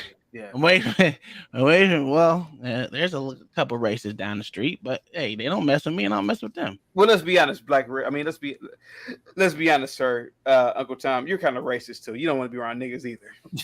Listen, I told you, I hate everyone equally. Yeah. And I don't like niggas either. Yeah. I'm gonna tell you like I tell my dad. I've never been shitted on by white folks as much as I've been shitted on by niggas. Yeah. Keep it real. And it is what, like, when I get pulled over by cops, I get pulled over by cops. Yeah. I ain't worried about it. I got money. Your tags are up to date. Your registration's up to date. You're not breaking it. Yeah, a lot of times niggas don't have, like, it's something wrong with the car. They get an attitude, but I have guns that are mine, and I have a concealed carry, and I got everything that I need to say. Here you go. I have a gun in the car. The cop like, okay, that's fine. Yeah, you're not like you come off as a very well-to-do Negro. Go ahead. Go ahead. Me personally, I just rather not deal with drama. And when you sitting on top of another person, on top of another person, on top of another person, you're gonna get a whole bunch of fuckery. Now, and sir, I stay away from it. Now, sir, hear me out for a minute. Now, we've been talking about politics all night, well, for 2 hours. You hit the genetic lottery. You're 6 what you say, 6'2", 6'3"? 6'2.5". I'm a 6'2". Okay. I'm not. Trust me, sir. I'm not gonna tell my height. I'm not a midget, but I'm not tall. I didn't hit the genetic lottery, so you are very aware of your size. police, Mhm. right? So when you engage with the police, you are very aware of your size, because size plays a lot in engagement with the police, right? Oh yeah, it does. I So mean, you're very aware of your size, right? Yeah. So yeah, go ahead. That's why I hate getting stopped by female cops. Ooh, Because they're worse than black. They're worse than a black male. Yeah. They got Black something and to white. prove. Black. I've noticed that too. Black police officers and white police officers that are women, they go above, and the military too. They go above and beyond to try to be hyper masculine. Yeah. Like I ain't got. Listen, just give me write my ticket, so I can take 18 months to pay it because I'm an asshole. Because I'm like this. If the government is in debt, bitch, I ain't got to pay mine either. Yeah. And I got a 762 credit, so I don't care. Yeah. But I ain't gonna pay this shit up front. I'm a poor black man, and I need to take off day to pay this. I got a $600 ticket for going 32 miles over the speed limit. It took me 18 months to pay that ticket. I ain't paying it on time. I'm gonna play it slowly. Yeah. I ain't wasting my money on this shit. Fuck them. I mean, yeah. Now, Mike, are you a big? Now you like a big Viking white boy? Are you? How tall are you, sir? Look, man, the only cops I want to mess with are the females one because the male ones are going to beat my ass. Yeah. I'm a short white guy. Oh, you're short. Okay. Yeah, short. Well, I mean, Irish, man. Irish. Yeah. 5'9". Oh, you were the other slave in America. Yeah, but Irish people were the other slaves in America. Yeah, but my forefathers were lords when they came over here. Now, Mike, you may be short, but Irishmen can fight. You got them hands. I got some hands, but I've had a stroke, so now I just carry a pistol. Oh, okay, yeah. Hey. The Irishmen can fight. I will admit that. Irish boys can fight. They got them hands, yeah. In the day, I enjoyed doing it, but now, like I said, I've had a stroke. I just carry a pistol. Yeah. I'm not gonna throw hands. 5-pound triggers easier than a 50-pound person. Nobody fights no more. Yeah. Can't. I'm off balance. Hey. So I don't mess with nobody. Don't mess with me. You don't have to worry about anything. Absolutely. That should be the golden rule of life. Leave me alone, I'll leave you alone. Absolutely. Yeah. That's simple, man. Yeah. I don't know why, but there's no money in leaving people alone. Unless you're able to stir the mass up and get money to your cause. You're not making any money if everybody's getting along. Yeah, and that's what I think. I think what happened was them young boys knew that it was going to go viral, and I think that they did that because of the intent. Like, I was talking to somebody the other day, and I said we're living in a time where attention is going to be worth more than money. Attention is going to be worth more than money. Like, and he made the exact same face, but hear me out. Think about it. Would you rather do something that'll get you $1,000 or go viral? I don't want to do neither. I'm just saying, if that was your choice, would you get $1,000 or go viral? I'm old school. I like $1,000. But going viral, I like cash too. Exactly, but going viral you'd be able to monetize more if you went viral, if you know what you're doing, of course. Yeah. But I'm saying attention is currency. And I think that those boys knew that they was going to go viral for doing what they did. And it's about going viral and trolling. Like, I think these last few years, you've seen the rise of trolling, like people just doing things to be obtuse for no reason at all. So it's like, I'm gonna troll and do the most outlandish things to get myself as much attention as possible to possibly sell myself or possibly gain from something. Like, that's what majority of young people are doing these days. They're just trolling and they're trying to go viral because they don't really see value in their day-to-day. So they're just trying to do the most outlandish, abrasive thing to get themselves noticed. Gilda Quan, I'm about to end the live stream. I want you and Uncle Tom and Mike to come to my show tomorrow. I'm going to be talking about 2 situations dealing with the police. One of them is the white officer who pushed the female officer like 2 years ago. She tried to break up. They were arresting a Negro who was out of control. And the Negro was, and here goes the white girl. She's, oh, don't do that to him. And he pushed her. And then a couple of days ago, there was a black police officer who, did you see this in New York? He was trying to apprehend a young 16-year-old Negro. And him and his girlfriend outpowered them. Now, in my opinion, the black officer probably didn't go full throttle, because if he went full throttle and fucked him up, it would have been police brutality. If he would have shot him, he would have been in the penitentiary. So we're going to be talking about 2 That's cases. not true. He's black. He can't do anything. I beg your pardon? He's black. He can't do anything wrong, no matter if he's a police officer or anything. Yeah, I know. See, and mind you, Uncle Tom, I was a teacher for years, and I taught in inner city black schools, and I saw the writing on the wall, and I quit. Oh my God! God, Black kids are out of control. And I was a probation officer for about a year and a half. It was my first job. It was my first real job out of college. I hated it. I worked for the courts. I would love for you guys to come to the show tomorrow, because I have my opinions on that, and I would love to get your opinions. What say you about coming to the show tomorrow, and what say you about tonight? Go ahead, guys. Oh, I'll damn sure be there. All you do is ask me. I'll be there. I ain't got no problem. Yeah. No problem. Today was a good show. Absolutely. Mike, what say you, sir? You're a white guy. What say you, sir? Yeah, I'll be there. I just if you could kind of put in the back chat what time that I need some kind of time. 8:15. But we're black, so we probably be a little 5 minutes late. So man, I don't take excuses from black or whites. Give me a time. Yeah, 8:15, sir. I normally go live at 8:15 Eastern Standard Time on my channel. Okay. Gilda Quan, I know you'll be there. Gilda Quan, I still have my suspicions about you. You were nowhere to be found on Sunday during that robbery of that church with that black man. Where were you at that night, sir? Where were you at that morning? I'm sorry. Go ahead. What you trying to say, man? You weren't around. You were kind of, where were you at, sir? Where's the pastor's wife? I mean, where's the wife at? You saying I sent the young boys off to do it? Go ahead. Any last words, sir? Go ahead. Okay, so if we're talking about the topic, as far as Nancy Pelosi, I don't believe that politicians should be doing any type of business.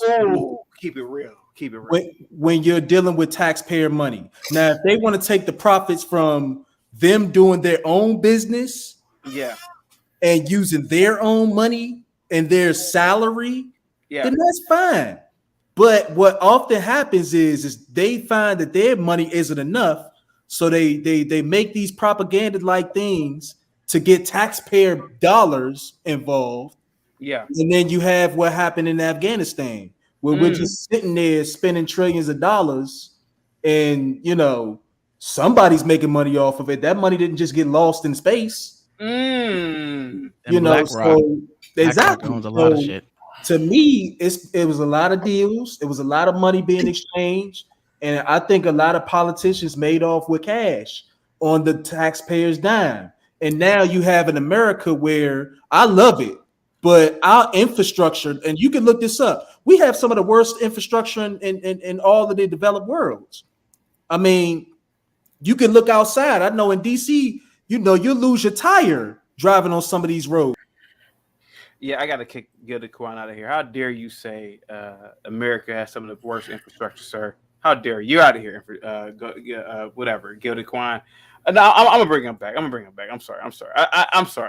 Wait a minute, hold on for a second. I'll bring him back. I'm sorry. Gilda Quan, how dare you bastard? But that's facts. But you sir.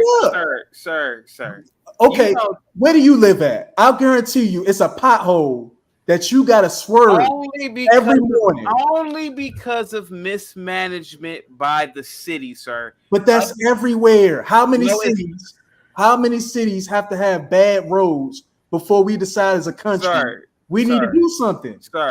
Sir. I get Sir.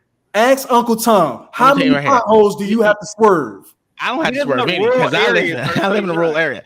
But my road that's on the other side of me is the dirt gravel road, so I don't care about potholes. Second off, it's not the federal government job to take care of our roads. It's the local governments and cities at time to take care of that. And the allocation of money is where all the problems are. In the United States government is the allocation of funds, just like the schools and every damn thing else. And black people are scared of school choice. That's why they don't want to. They just want to be able to complain about the shit instead of taking action of their own kids and their own responsibility. Gilded Quan, I'm disgusted in you, sir, right now. Listen, we had a bridge. We had a bridge in DC just cave in. Like it's fucking DC. No one cares about DC, man. That shit is a shithole anyway. Sir, now wait a minute. Now, what does it say about the United States when you just said that it's a shithole? Like New York's a shithole, California's a shithole. I mean, there's a lot of shitholes in America. Not saying it's not the greatest country. We just got a lot of shitholes. But this is a country. It's the nation's capital. Like our infrastructure, at least here, should be A1. I'm in Florida. I don't give a shit about DC. I'm tax free, baby. No, Uncle Tom. I was listening to a group of Negroes from Florida the other night talking.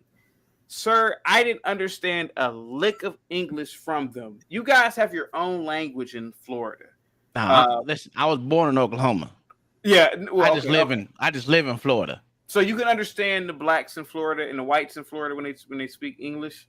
Well, yeah. Yeah. I mean, I live in a conservative area. They know how to speak. I'm sorry. What did you guys say? Oh, okay. I don't live in the dirt woods of there, but you know they talk pretty much like me. Except for I'm a little bit more country than they are. Yeah. They just got. Well, I live in a pretty much white predominant area. There's a couple of niggas in the neighborhood. We don't talk, but you know, there's a couple of them in here. There's a couple of races down the street, but who cares? I don't talk to them either. As long as they don't come in my 1.5, we ain't got shit to say. Mike, I would love for you to come to the show tomorrow, sir. I don't know if I don't know if you have the time, but please come tomorrow. Any last words, Mike? Go ahead, sir.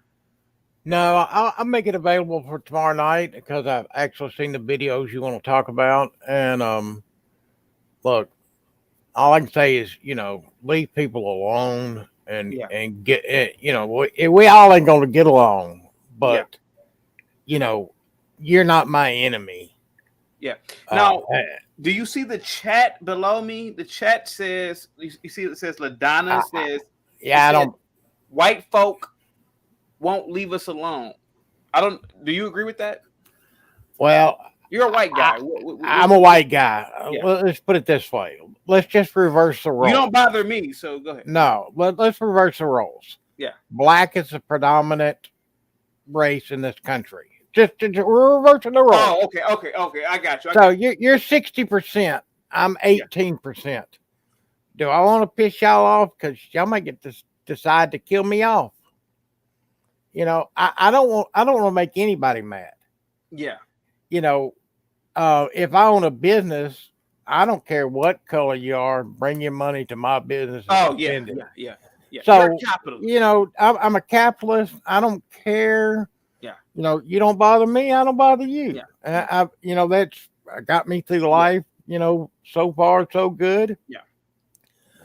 I mean, but there's just it's just so many people making money off race and keeping us divided. The politicians do it. The local politicians do it. Patrice Cullors of Black Lives Matter. She's made millions off of Black Lives Matter. Yeah. Yeah, I wished I could have come up with a racket like that. Yeah. I mean, I'm just mad. I never thought of it. Yeah. I mean, could you help? Yeah. I mean, could we? Surely to God, we could come up with something. I think if Patrice Cullors would have been the same age in the 90s, doing the same thing, if social media would have existed, she would have made billions of dollars off of Rodney King. Guys, this has been an excellent live stream, guys, in the chat. Thank you so much for coming out. For all the haters in the chat, I know you hate me, But salute to you, and positivity is definitely coming your way. If you hate me, please hit a 1 in the chat. If you love the Lapeef Network, please hit a 2. Any more last words from you guys? I'm gonna get the hell up out of here. I know JR has another show scheduled. This has been an insanely good show. Go ahead, guys. Good evening. We enjoyed it. I damn sure enjoy myself. You guys have a wonderful night, man. Gilded Y'all have a Quan. good one. Gilded Quan, let's be completely honest, sir. Now, I've noticed that you've cammed up. You have like 15-foot ceilings. Are you a millionaire? Keep it real. Keep it real.